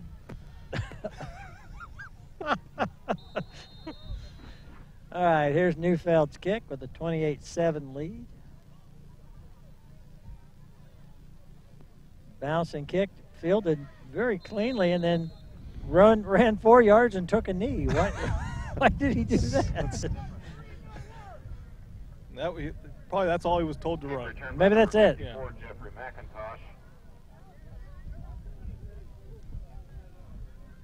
Now, made by number 53, Jacob Vondenkamp. Jake Vondenkamp, 53, made that tackle. And as I'm looking, do we have some new jerseys on the defensive line right now, or am I imagining that? I don't know. Oh, good hit out there by Riggs, right at the line of scrimmage. 56 is Daniel Hinton. 73 is Cade Jarrett McClendon. I think it's the same cast here. McClendon is the center on offense, and I think he kind of substitutes in and out on defense. Yeah, 42 is Dylan Pippin. Let's keep going with those. If you can pick out the lineman numbers, we need to give those folks a little more credit. Quarterback wants to throw. He's got a lot of pursuit from Pippin. Goes around that right side, gets drugged down. There's going to be a short loss, but he ran about 40 yards. That was a north-south run there. Tackled out of bounds by number 58. Our producer's indicating as he watched the close-up that he thought the Remington coach was calling for the horse collar tackle, but that would have been a really bad call. Except our producer called it a hog collar. Well, you got to learn to cover for your team sometimes. This is the guy that's eating your Rice Krispie treats, and you want to cover for him. Third and 12. Straight drop back, a lot of pressure, gets the ball away, and there was nobody near. Nobody there, just the side. No! Pass was incomplete. There is a flag on the play. It's either going to be an intentional grounding call or it's going to be a late hit on the quarterback. It can't be roughing. Not in my mind.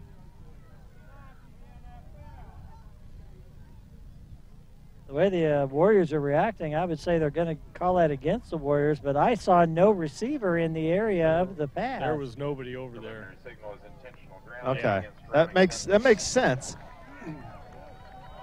That's the proper call. I will tell you, we can hear the Warrior crowd, and they were ready to take the field and voice their disapproval. Good turnout by the Warrior crowd, as we mentioned them here tonight. Travel well from not far from Marion to Remington. Not a far trip, which helps. Yeah. But we always travel fairly well, at least, you know, family, close friends. Good to see them out. 4th and forever. Gets a good punt away. Peterson takes it right on the 50. Makes a couple of moves. Oh, he's still going. Ball came out right at the end. I think the officials are. What are the officials going to do, Roger? I think they're going to call him down by contact. Warrior ball. You know, I made a comment there that I realized after having made it how stupid it was. I said the ball came out right at the end. You know, pretty much any time the ball comes, even if it comes out at the beginning, at that point it's at the end. I typed up a bulletin announcement for something a few months ago, and I said, bring chairs to sit on. Bring chairs for your imaginary friends. How dumb am I? You know? First and, whoop, got a Tampa State Bank timeout called by the Warriors. I think they were looking at a possible delay of game penalty there, decided to save themselves 5 yards. There is no mystery when that's going to come with those clocks at the end zone. I mean, that you can see it clearly. I think it's a good feature. I think it actually kind of levels the playing field a little bit. It takes it out of the referee's hands, and not that they've got other things to worry about. They don't need to be worried about keeping a play clock too. It's just as easy for them to look at it versus trying to look down at a watch and count it off. I like the setup here. Yeah, I've not seen that anywhere else that didn't also have college teams playing there. In high school in California, this has been 11 or 12 years ago now for me, but we had them. But obviously, you know, that's on the coast and in a metro area. You don't see them. Maybe they have them in the Wichita games, you know, the 5A, 6A games, and you get up into the Kansas City area. Maybe they have them up there. I like where they've got them. There are some places they'll have them like up on the scoreboard or somewhere, and it's kind of, I could see a quarterback, at least for a while, or trying to find where they are. He spends the last second he has looking for it. Yes, yeah, exactly. I don't know if we've got a shot of those at some point, Jay, if you could get that here as the Warriors go on the attack. Snyder keeps. Good play. Snyder faked that ball to Riggs, pulled it back out, turned around that left side, got a first down or close to it. Here's a shot of that the play clock. They've got that set up on each end, and players can clearly look, the officials can clearly look as the clock counts down.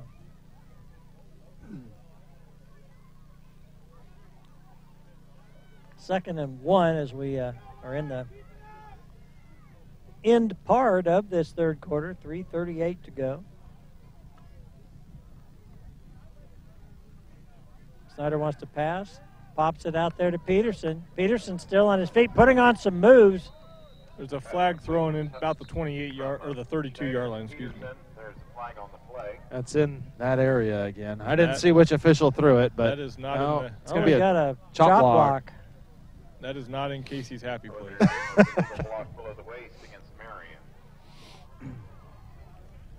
Looking, I see Casey. I thought maybe Casey had wandered off. He's in the truck with the heater on. Stood by the grill. Yeah. We did. We brought some, went to one of our sponsors, went to Carlson's, got some hamburger and hot dogs and brats and all the fixins. And once we got the scaffolding up, Casey commenced cooking. And luckily at halftime, the coals were still hot and we could warm ourselves. I thought Jeremiah draping himself over the grill was a little much. Yeah, it was kind of hot hugging it, but 2nd and 16. My skin's still warm. Snyder keeps again. He's going to pick up 4. That may have been closer to a horse collar than anything else we've seen. No, he got him around the shoulders. Kind of a bulldog, actually, just like jumped off the horse and drug him down.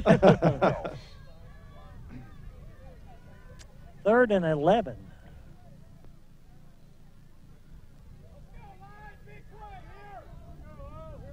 I hate to say it for fear of jinxing us, but I think the wind actually has dropped significantly. Still a noticeable wind, but The flag, you can't see all 50 stars right now, so it's a good sign.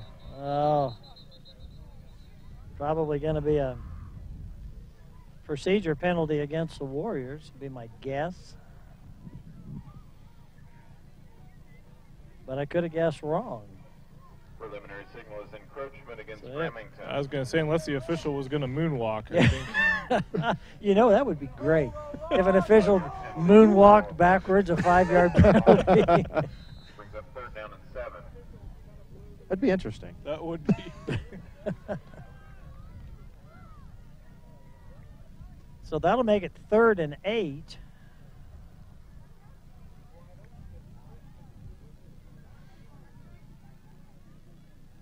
(28-7) score, 3rd quarter. Snyder wants to go deep for Peterson.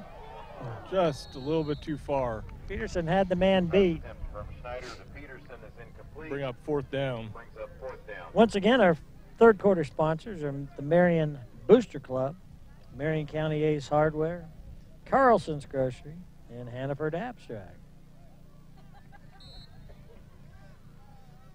Looks like the Warriors are going to go for it on 4th down.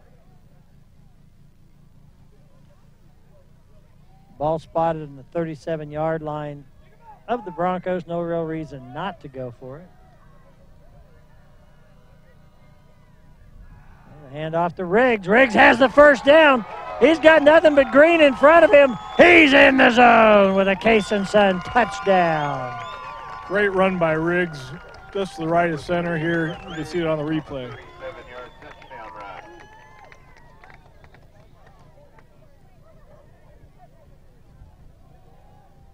Number 3 just helps him in. Yeah.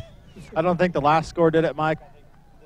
I think this score now might, start to – it's making the lead just a little bigger, and we're getting in just about 4th quarter. I think that might be the one that does end the Broncos. Yep.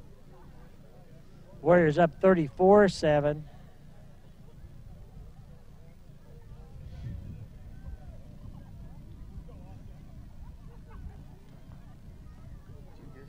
Snyder with the keeper, and he wanted to pitch that, probably wisely didn't. It's not there, so 34-7. Keep in mind, we will have the Casey Case Quarterly Report sponsored by St. Luke Hospital in just a couple moments. Let's take a moment and remind what our Warrior sponsors are here. Marion Auto Supply, Gambino's Pizza, and HRK Store. Thank you. Well, I'll tell you what, my best pirate joke is going to come in the 4th quarter. I'm saving mine for the 4th quarter. Let me have your. You're done? That's it? You got one left? I've got one left. I'm done. You guys are pathetic. You're lucky I showed up, Mike. And I had pirate jokes. Why are pirates called pirates? I don't know, Mike. Why? They just are.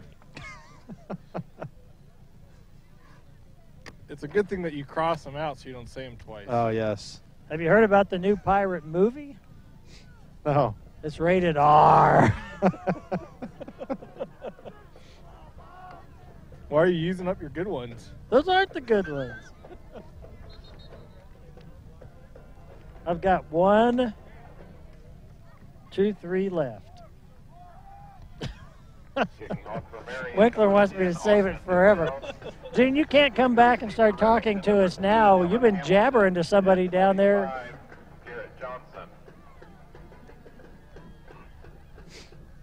I'll tell him to not get our headsets. Oh, hey, sell him our headsets. Yeah, I'll give it to him right now, half price. Here's the kick. Fielded on the 25.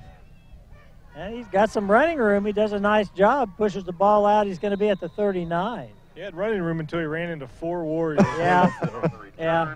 That may have been a misstatement.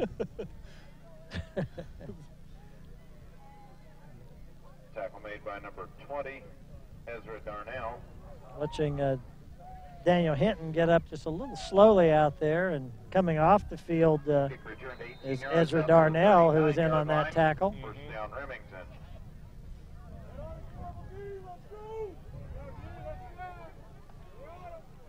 So Remington, if they're going to have any shot at making a game out of this, pretty much has to score every time they have the ball the rest of the way. And Ball's up the middle. Yeah, right. It's a good start, Mike. Yeah, I kind of wish I hadn't. Good effort there by Mason to try to prevent the score. Almost got him by the ankle. Number 4, Dalton. So Winkler's offering me Rice Krispie treats if I won't talk anymore.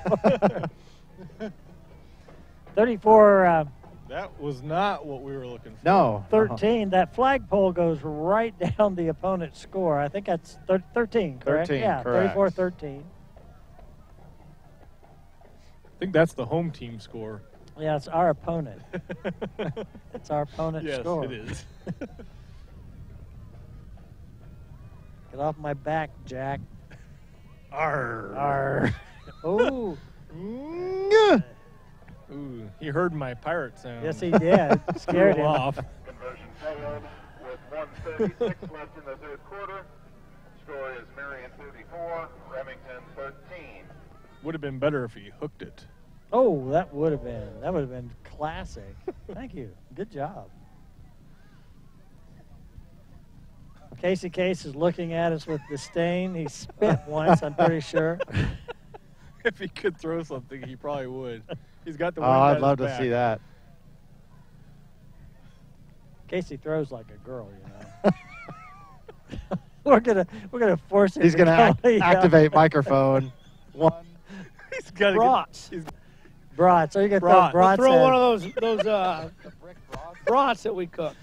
We had 2 brats that were forgotten and left on the grill the entire first half, and when we got done, they were charcoal broadettes. Broadettes. Yeah, you could probably knock a guy out with one of those. Casey picked one up and threw it on the grill. It bounced, and it did not bounce with a lot of spring to it. It bounced kind of like a rock on pavement. I don't even think any carbon flaked off of it. I mean, it was just solid.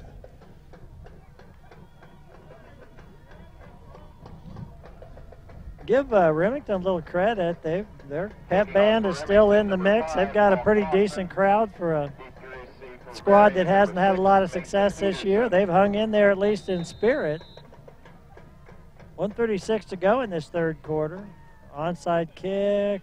That went 10 yards. I'm not sure who got it. I think the Warriors were able to recover. Digging in there, we'll see.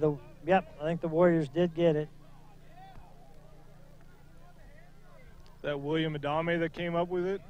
Anton Venduska. Oh, Anton Venduska, okay. Very good. Kickoff recovered by Marion. Ball at the 47-yard line.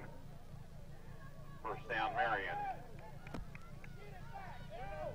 Well, the Warriors will take over on their own 46 with a big lead, and I think we'd probably like to stick one more in the end zone here and spend the fourth quarter letting some of the younger players see the field a bit more.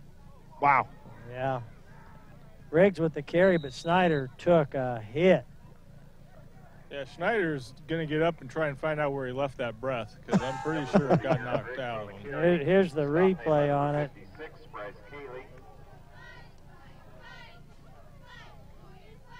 Riggs did pick up 7 yards on that carry.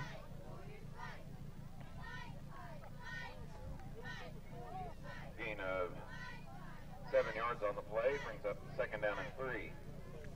Ball spotted on the 47-yard line of the Broncos.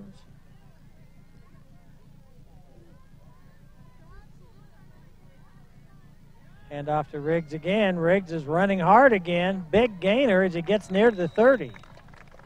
Number 30, Aaron Riggs on the carry. Tackle made by number 15, Ty Hendricks.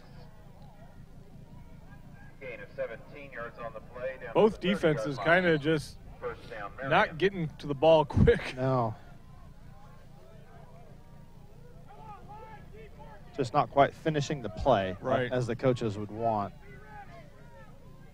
We are in the probably the last play of this third quarter. Snyder keeps as he gets around that left side He pitches to Wheeler, and Wheeler's going to go out of bounds after a nice game. That was kind of amazing. It looked like he was pitching to a Remington player. Wheeler came out from behind him and grabbed the ball. That's the second or third time they've kept good pitch relationship downfield and been able to pick up some extra yards. With the ball going out of bounds, it stops the clock, so we'll get one more play in this third quarter, and then we'll have our St. Luke Hospital quarterly report at the end of this third quarter. Immediately preceding that, we'll have words from our third quarter sponsors.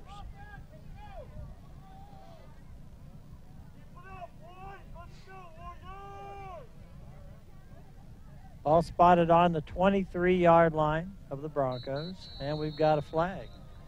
I think we're going to see a delay of game. Delay of game against Marion. I think that clock is bothering us, the ability to see that. We must be mesmerized watching it tick down. Ball back to the 28-yard line. Second down and 8. Pretty clearly the Warriors didn't change the play because they broke huddle really quickly. Snyder wants to pass, gets the ball away for Peterson. Pretty nicely thrown, but just a little long. Yeah, unable to connect there. It's going to bring up third down. That's the second time he's had Peterson behind the defense in this quarter. Unable to convert for the second time, unfortunately. So it'll be 3rd and 9. And I said 2 plays ago it was probably the last play of the quarter.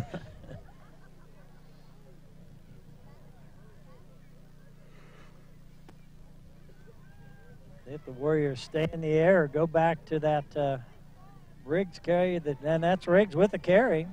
And Riggs is going to have the first down. Riggs is still on his feet. Riggs is just short of the goal line. If they hurry up, Mike, they can get one more play. They could, yes.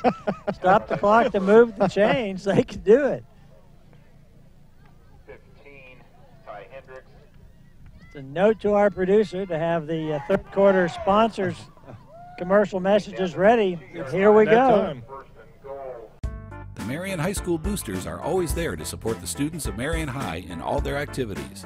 Parents, grandparents, patrons of the district, and anyone wishing to support young people striving to excel are welcome to join the Warrior Nation. Buy some Warrior gear and show your colors. Come to a play, a game, a concert, or any other activity. Help boost the Warriors. Check out Marion County Ace Hardware on Highway 56 north of town for all your home improvement, camping, lawn care, and other hardware needs. Marion Ace Hardware is a member of the largest retailer-owned hardware cooperative in the industry. They are committed to being the helpful place by offering knowledgeable advice, helpful service, and quality products. Helping you is the most important thing they do every day. At Marion County Ace Hardware, Carlson's Grocery supports the Marion Warriors, the Center Cougars, and all the people and organizations of the area. Carlson's offers a full-service grocery store with small-town friendliness and big city selection. Newly remodeled, Carlson's Grocery has a great variety of all your favorites. Fresh produce, an outstanding deli, and mouth-watering catering are also available at Carlson's. Carlson's Grocery, everything you need right here at home. Hannah Ford Abstract and Title is a trusted name serving people in the region since 1871. They provide abstracts of title and title insurance, along with real estate closings for your transactions. With the latest in leading-edge computer technology, Hannah Ford Abstract will continue to be dedicated to providing the very best of service for years to come, and to supporting students of MHS. Into the third quarter.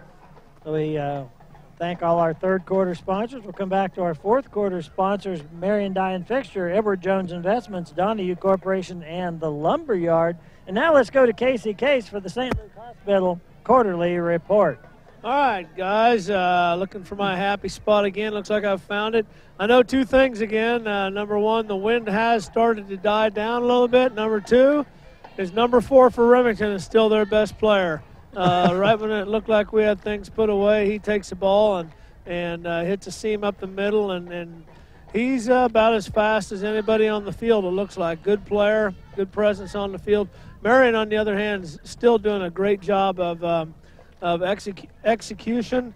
This season, really, there's been very few times that we have not executed properly. We've put the ball on the ground very few times this season. We've got to be a little careful on those onside kicks. Our frontline guys seem to be going backwards instead of looking for the ball first. If Remington scores again, they'll be looking to onside kick again. But at this point, guys, looks like we have the game in hand, and hopefully we won't have a let up in the fourth quarter, and we've got the knife in them now. We just got to twist it. Back to you guys. Yeah, we don't want a repeat of the Chiefs game last night. No, goodness. Had to go there. Sorry, Mike. Had to go there. Still a fresh wound, I understand. I tell you. Coaching mistakes. I don't even want to talk about it. I don't want to hear any of your coastal interpretation of anything. I don't want you Jim Nance, you. Where are you going with this? You Judas, you. Judas, wow. All right, here we go. Warriors on the goal line, looking to go in. He's in the zone. Peyton Heiderbrecht. So Peyton gets a carry and Peyton gets a point. Reward the guy that's been blocking all night long. Give him a touch and let him get in the end zone. Peyton gets a Case and Son touchdown. The Warriors up to 40 points here as they line up for the 2-point shot. Once again, we want to thank Jay Smith and Danny Maddox for running the cameras tonight. Gene Winkler, our producer-director. And off to Heidebrecht again, and he's in the zone again. Conversion is good with 11:56. Warriors start off the fourth quarter with a touchdown and 2-point conversion and keep on rolling. Well, this may be the time. I may have to pull out my best joke.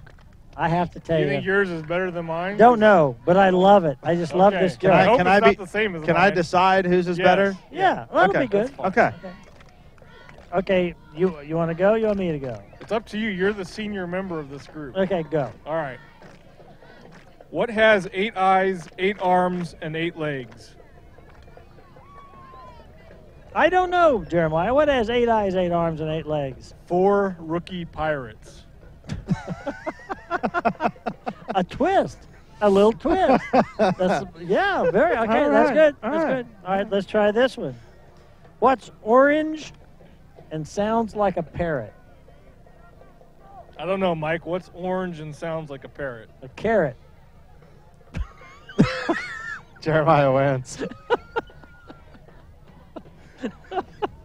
Running away. He wins running away. I love that joke. I can tell. You want me to explain it to you? No, no explanation needed.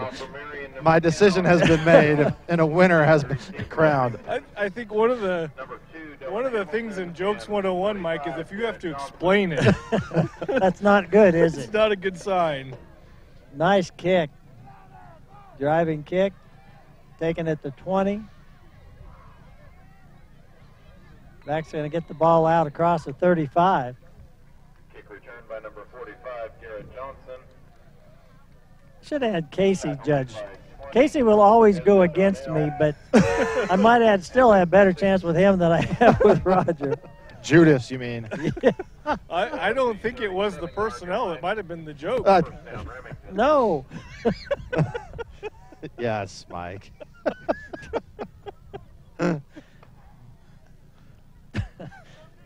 All right, Remington trying to just kind of hang around. They're not going to win this ball game, but obviously you're on the field. You want to try to score. Oh, man. Nice defensive line play by the Warriors. Wall of Warriors. Yeah, this is always a tough point to be in. Is you've already lost 2 games this season. You're obviously not going to get out of this one with a win. And to keep your head up and keep playing is a challenge. But what the coaches want to see is players that'll keep playing despite the score. You find out a little bit about your team in places like this. 2nd and 10 from the shotgun. Quick pass. And you're gonna. Well, there's a late flag. from Lindbergh to Hamilton. I don't. Was that a block in the back? What was I'm that? not sure. I didn't see a blatant face mask. It was block in the back. Take another look at. They call a block in the Block back. in the back. Yeah. Okay. Well, number 2, obviously, and right here, well, that's a little bit ticky-tack. The man just kind of put his hands on, but okay, it's against them, so it's a good call. 10-yard penalty moves the ball. I'm gonna make it 2nd and 20. Brings up 2nd down and You can 20. see from the shot there, they're got the cards with the letters and touching a particular quadrant that's drawn off, so that's telling them which play to go to on their wristbands. It's going to be a kind of an end around as they take it around that left side. Mason was over there ready for him. Drove him out of bounds. Number 2, Dylan Hamilton on the carry. Knocked out of bounds by number 6, Mason Peterson. We, producer Jane Winkler made a funny in our ears, but apparently none of us thought it was funny enough to repeat it.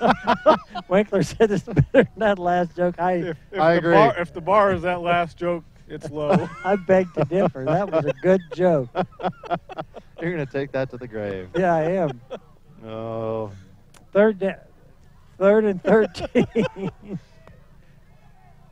It's the ball away. Oh. Man. Gang tackle there. Let's see, we've got Palick out there on that hit. Who else did we Garrett have? Hoffner. Noah Albin. And Noah Albin. Lindbergh to Tywater. He's still getting up. I mean, he's... By 58, Tyler Palick. 4th down. Yeah, we'll see if they... I think he's going to go out of bounds and get looked at. Down at 13. Now, in the scouting report, it indicated the quarterback was the punter to watch for fake punts. And here's the punter once again throwing the big old lineman. Grass Still- in the still Look, you got to from do the it one more north. time. Yeah, there's grass. This is Still fun. from the north. Not only that, there's 2 visible flags from where he's at on the football field. Gets the punt away. Peterson takes it with a fair catch. It'll be down at the 49. There's a flag in the east end zone, American flag, and there is an American flag in the parking lot up by the school on the north end here. And they've been blowing the same direction All since night we long. pulled into town. It's just as routine, we'll say. That's right. You know? Yep, kind of like a free throw shooter. Or Yeah, a, same thing. Kind of. kind of, not really, but okay. You've broken my spirit. I'm not going to argue with you. A hand off to Heidebrecht, and Heidebrecht's going to fight for 8 yards. Number 2, Peyton Heidebrecht on the carry. Make a good point. Earlier, one of you gentlemen mentioned that Heidebrecht had been doing most of the blocking and not that much carrying of the ball, and been doing a good job of that. But now maybe he's getting a little payback, getting a few carries of his own. 2nd down. Snyder keeps, and he's got the 1st down. Might be a good time to start thinking about getting some of those guys out. I was just going to say that we're actually in a situation this weekend where we're not going to have a JV game on Monday. Remington doesn't have the players to field one. Yeah. This might be a good time to get some of those JV guys into a position where they can get some time. Our 4th quarter sponsors are Marion Dye Fixture, Edward Jones Investments, Donahue Corporation, and the Lumberyard. And once more, our Warrior sponsors, Marion Auto Supply, Gambino's Pizza, HRK. You guys missed the Gambino's Pizza last week on the road. Well, if I'd known that, I'd have come along. Heidebrecht gets another carry. He's going to pick up 2. On the carry. Tripped up by number 57, Grant Jansen. Well, we knew you were cheap. We didn't know we could buy you with pizza. Again, about 2 yards on the play. Brings up And 2nd Snyder's down. coming out of the ball game. Chase Stringer. Yeah, Chase freshman. Stringer, freshman, is 6'1", in at quarterback. Oh. I think the Warriors recovered that. Recovered by number 2, Peyton Heidebrecht. Freshman was a little eager to hand the ball off before he got the ball to hand off. Yeah, his mind was on that next step. Yep.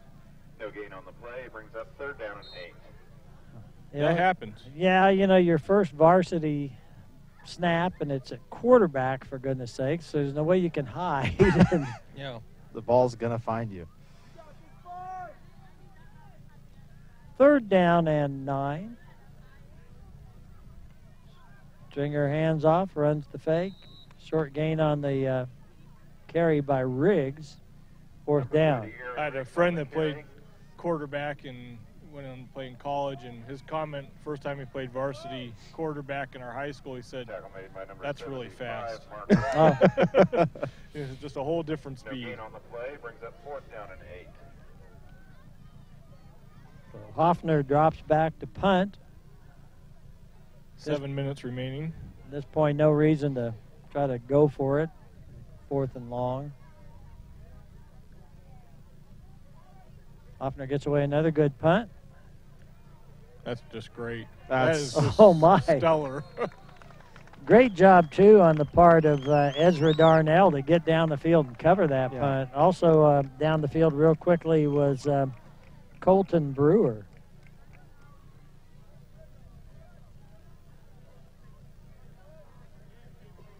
Punt down to the 2-yard line. So from their own 2, the Broncos have 98 yards to go to try to make the score a little more respectable.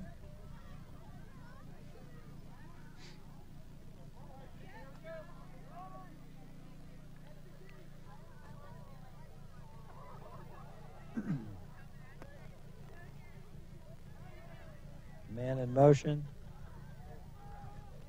Handoff is going to get a yard or so. Tyler Palak. He's been in on a lot of tackles Garrett this evening. Hoffner, yeah. Both quick to the ball. Tywater on the carry. Stop made by number 58. So, guys, you know Gain of a yard on what the play. kind of potato chip is the Pirates' favorite? What's that? Barbecue. That was better than your last one. No, it wasn't. Yes, it was. 2nd and long. Handoff again. Can hit the ball out across the 5. Number 4, Tywater on the carry. Stop made by number 46, Garrett Hoffner.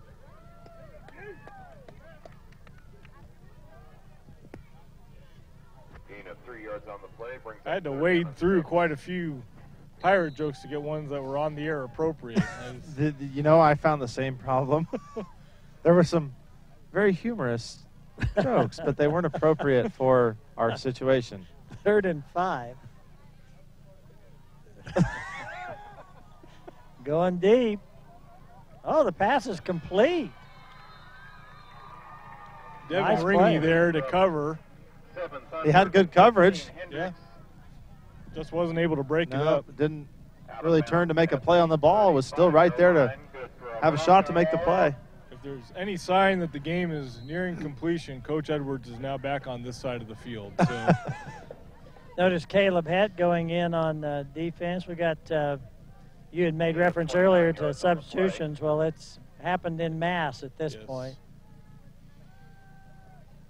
Quarterback gets corner turn coming this direction. Stuklik, I think, drives him out of bounds. William Adame was chasing.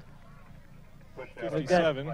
Chase Stringer, who went in at quarterback early, is now out at defensive back or safety position. I just see Austin 19. Neufeld coming in, taking the safety position from Stringer.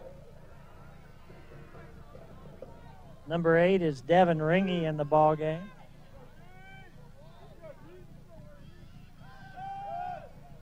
Pass play. Oh, nice tackle out there by Ringy. Good open field tackle. Ringy not afraid to make contact out there and brings him down. To Tywater. Tackle made by number 8, Devin Ringy. If you're paying close attention at home, you might be saying, well, why does Remington keep their starters in? Remington doesn't have that deep of a team to not put. You know, I'm not sure. I haven't counted over there. I'm not sure that they can play 11 on 11 in practice. Yeah, I think it's going to be pretty tight with some injuries. some of the injuries, looks like they've got some guys, you know, in street clothes over there. Quarterback gets some pressure. He tucks the ball to run. He does a nice job breaking tackles. Going to get a first down. Was able to bring him down. I'm trying to count on the sideline as you guys were discussing that. I'm not sure there's 11 guys over there, even counting the ones that are injured. Yeah. Yeah, at a quick glance, I'm only able to count 7 helmets, maybe 8. Ball on the 29 as the Remington squad is finally getting a little forward momentum. Good pressure here being put on by the young Warriors, but the quarterback, nice run, gets a first down. Guys, I was reading the Council Grove paper today. They were talking about ball game as being the 115th meeting of the Council Grove Braves and the Harrington Railers, and the last meeting of the Braves and Railers, because Harrington next year is going to 8-man, at least according to that article. Wow.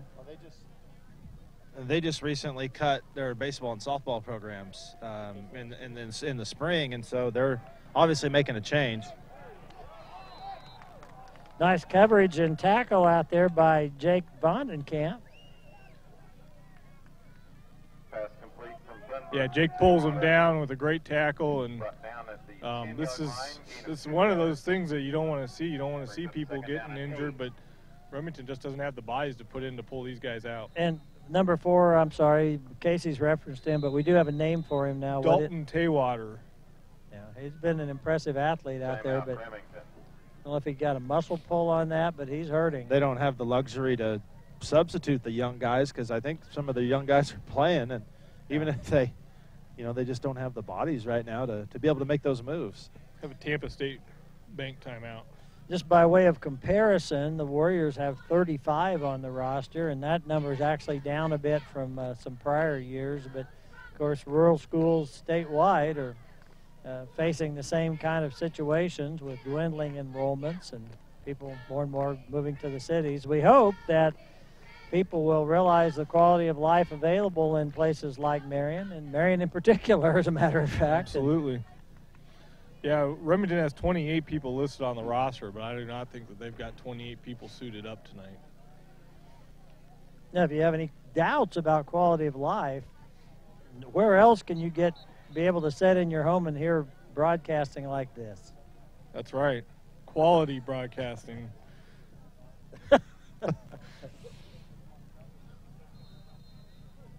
Arr. Arr.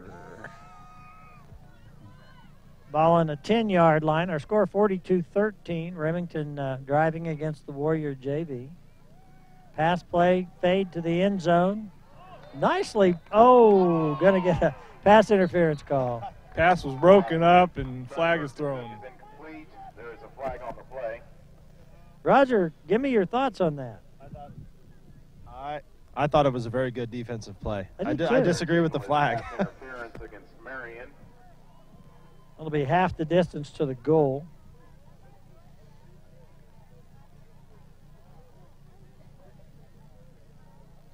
See if next year we can't have the camera on the pulley system. Yeah, so the eye in the sky thing. Yeah, don't think we'll have that. I know we won't on the road. Drones. Yeah, we could get some drone cams. Handoff. That's kind of the that's in the zone for them. Number 2, And we got Dylan Hamilton on the carry. 5 yards. 2 flags thrown. That must have been a late hit in the end zone. There is a flag on the play. I disagree. I think it was kids finishing a play. I think the referees need to keep the flags in the pocket and let this thing continue to roll on. Here comes the call. Preliminary signal is dead ball personal foul against Marion.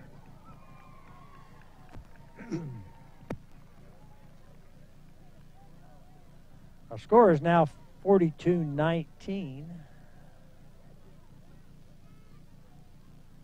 Sam Zinn, a freshman, just comes on the field for the Warriors. Neufeld comes out. Personal foul against Remington. Ringy comes out. offsetting personal fouls. Now I don't disagree quite as much. Well, I'm not sure because they're marching the ball back. If they were offsetting, we would just go on because it was a dead ball foul, but they marked it back Yeah, here. they did. Maybe they signaled the wrong way on the preliminary, or it still looks like they're still figuring this out. Unless they're going to turn around and walk back the other direction now.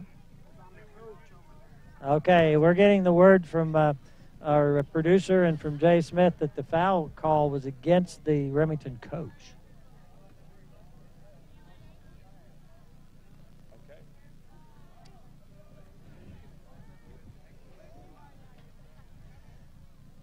The touchdown would count. It's a dead ball foul, so it happened after the touchdown, and the ball is marked back, and they'll make their extra point attempt from the 18-yard line. And they're going to try and kick, it looks like. No, I can't. I guess not. Unless they're going to drop. No, they're lined up. Quarterback gets a lot of pressure, gets the pass away. It's going to be short. Who put the pressure on there? You guys want to know what really happened? That was 33, Colton Brewer. Yes, Casey, what really happened? Okay, here's what really happened. The guy scored a touchdown, and Austin Neufeld was in the process of tackling him, and he finished his tackle well after the score had been made. And as the guy got up, he kicked Austin. And when he kicked him, both flags came out of the pocket. Okay. So, well, number 10 is Austin Neufeld, correct? Yes. Yeah, Austin was just making a tackle, and he finished his tackle after the whistle blew, and guy carrying the ball was frustrated and retaliated. Well, that makes sense because it looked like that we thought they were calling the foul on Austin, which we thought would have been a cheap call. Yeah. Right. Okay.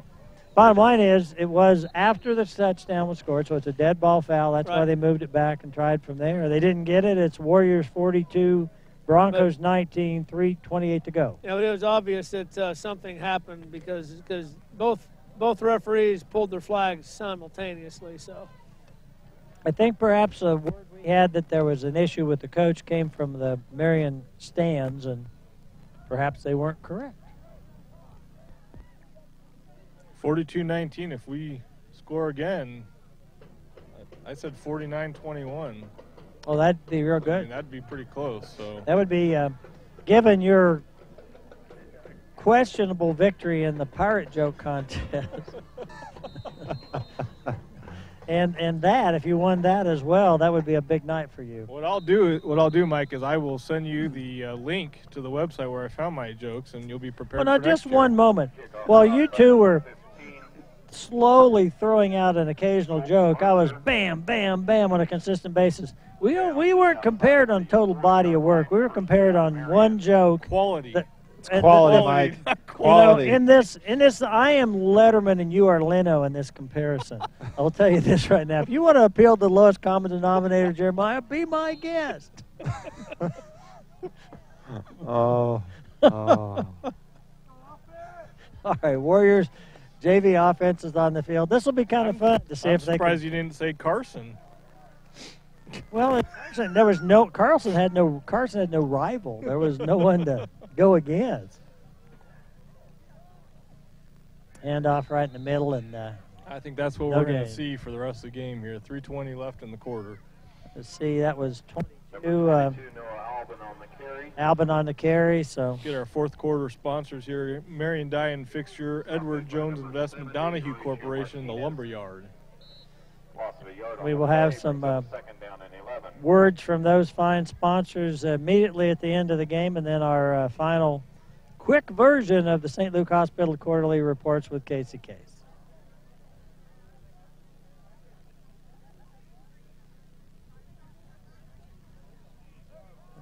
And we had a bit of a collision in the backfield between the quarterback and the running back, so a loss on that play. 22, Noah Albin on the carry. Albin and Stringer couldn't quite make the connection. 2nd and 15. I think it should be 3rd and 15. I think you're right. The gentleman on the marker's been a little bit off all night.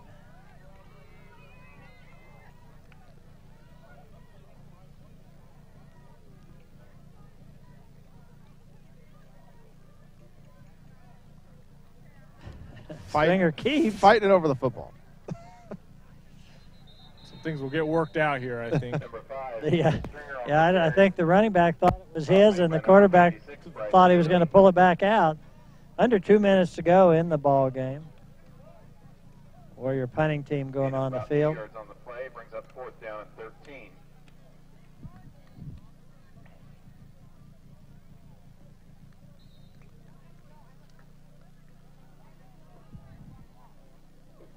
Schultz comes in at the end here. Plenty of time with that play clock. We can see 17 seconds to go. Warriors want to use up as much time as possible. Low snap, and Hoffner's able to get it up. Did a nice job. Ball's going to roll dead at the 29. 1:14 remaining. Rolls out of bounds just inside the 30-yard line. So the JV defense will go in with about 70 yards to protect. And clearly what you want to do at this point in time, if you are those young players, is you want to learn while you're out there, and you want to make sure they don't score on you again. Yeah, just contain. Play fast. If you're going to make a mistake, do it going 100 miles an hour. Your coaches will appreciate that. You can reel a kid back in. It's hard to fire a kid up a little bit.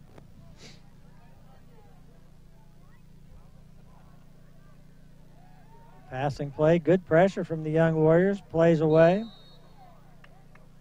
Pass attempt from Thunberg to Johnson is incomplete.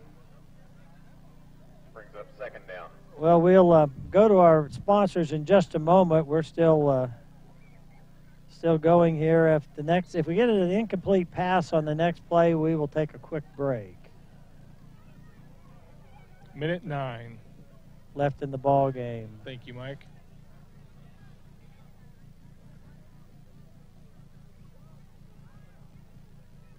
Quarterback wanted to, I think he wanted to pass, but ended up making a run play. Goes out of bounds. So with that, let's take a break here from our 4th quarter sponsors.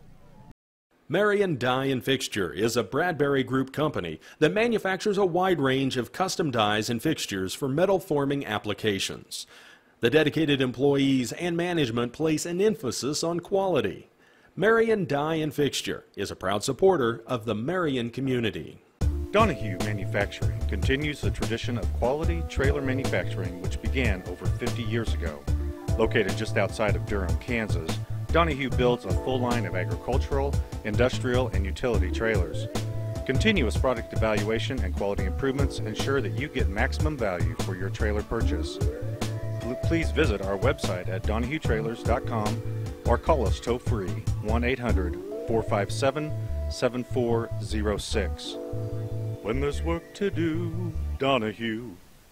Welcome to Lumberyard in Hillsborough, Kansas, in Marion County. My name is John Heffley, president and owner, and I'd like to welcome you and show you some of the services we have to offer here. We are a full-service lumberyard. We do paint, lumber, hardware. We have free delivery in Marion County. We have a lot of options to show people. We have a showroom for kitchen and bath. We are just a full service, and we'd love to have you come take a look at us and shop Marion County.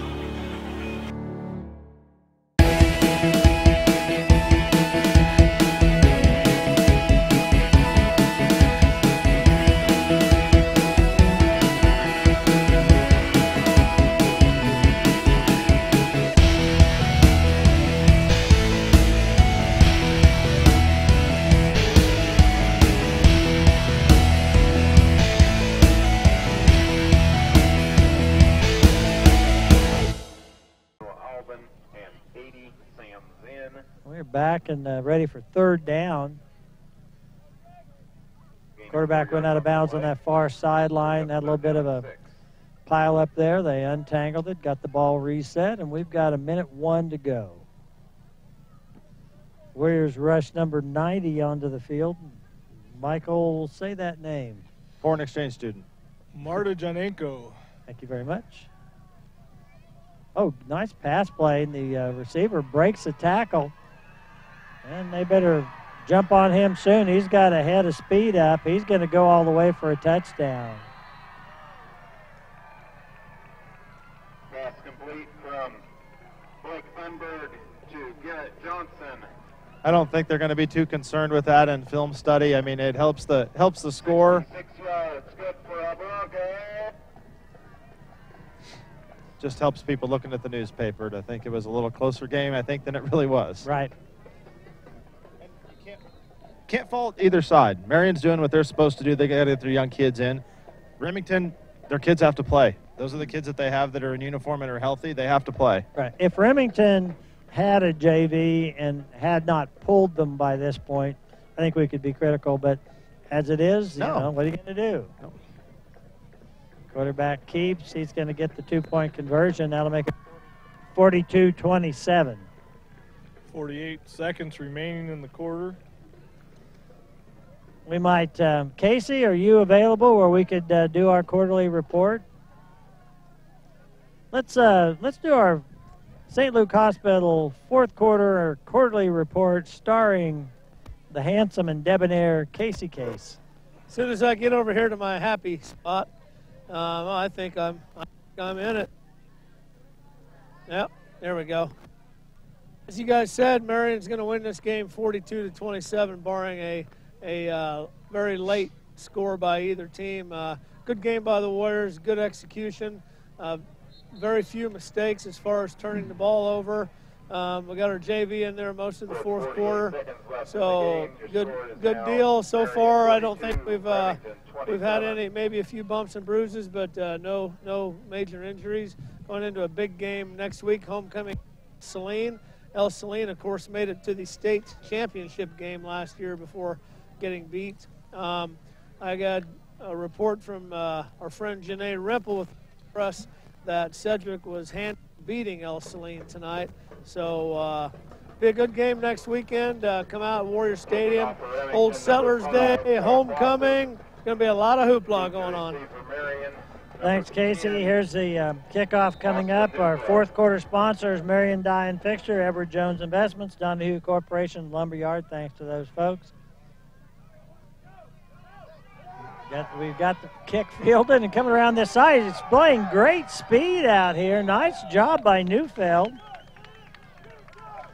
Marion fans on their feet, crawling out of their blankets, cheering the end of the game here. Thanks to Jerry Cady Insurance, sponsor of our broadcast area, Tampa State Bank, Case & Son Insurance, Central National Bank for our pregame show. All of our quarterly sponsors. Also our Warrior sponsors, Marion Auto Supply, Gambino's Pizza, HRK Variety. So the Warriors are going to walk out of here with a 42-27 victory. That score closer than the game actually was, but that's okay. Win in the book for the Warriors. And we're going to take a knee. I like the play. Andy Reid, take note. We'll note that the wind has now completely gone away. Oh, perfect timing. The flag is down. I mean, there's not a breath of air right now. They said it was going to happen. I don't think the Warriors have to snap it again. Nope. Game clock's ahead of the play clock. That's going to be it. Yep, I think we're done. Well, guys, how about your concluding comments here? We'll see both of you young, fine gentlemen later on in the year in various ball games. Unfortunately, they're stuck with me on every ball game, the same, and Casey. But thanks to Casey, thanks to Gene and Danny and Jay, Roger and Jeremiah, sum it up. Well played ball game. Casey mentioned earlier, pretty good execution. You know, not a lot of mistakes, not a lot of self-inflicted wounds. You know, the stuff that Remington did on the offensive end, I thought was earned with, you know, good athletes making good plays. I didn't feel like we handed them anything. On the other side, a very diligent offensive plan. I really liked what I saw tonight. I didn't see the opening ball game, but this is the second one I've seen this year, and I like the way this team is built. There's a good combination of speed and some power, and I think that's a good combo to have as you get into the stretch run. And I think this team is thinking about, obviously, long ways to go before you get to the postseason, but with an opportunity to maybe make a little bit of noise. Warriors don't come out of this game without anything to learn. I mean, it was a successful game. They played really well, a great victory. Want to probably work on timing on the passing plays as they get further into the season. But the running is real strong, and it was a fun game to watch. And I think the Warriors are going to look great this season. I'm looking. I think Casey has called it an evening. And for all of the MCTV crew, this is Mike Powers saying another Warrior victory, 3-0 on the young season. Looking forward to a big ball game next week for Old Settlers Day. Get out and watch it, and then stay home on Sunday and Wednesday evening and watch it again. This is Mike Powers for the whole crew saying, good night, Mr. and Mrs. Warrior fan. Good night, Kevin. Good night, Red. Good night, Gabby Gabbard, wherever you are.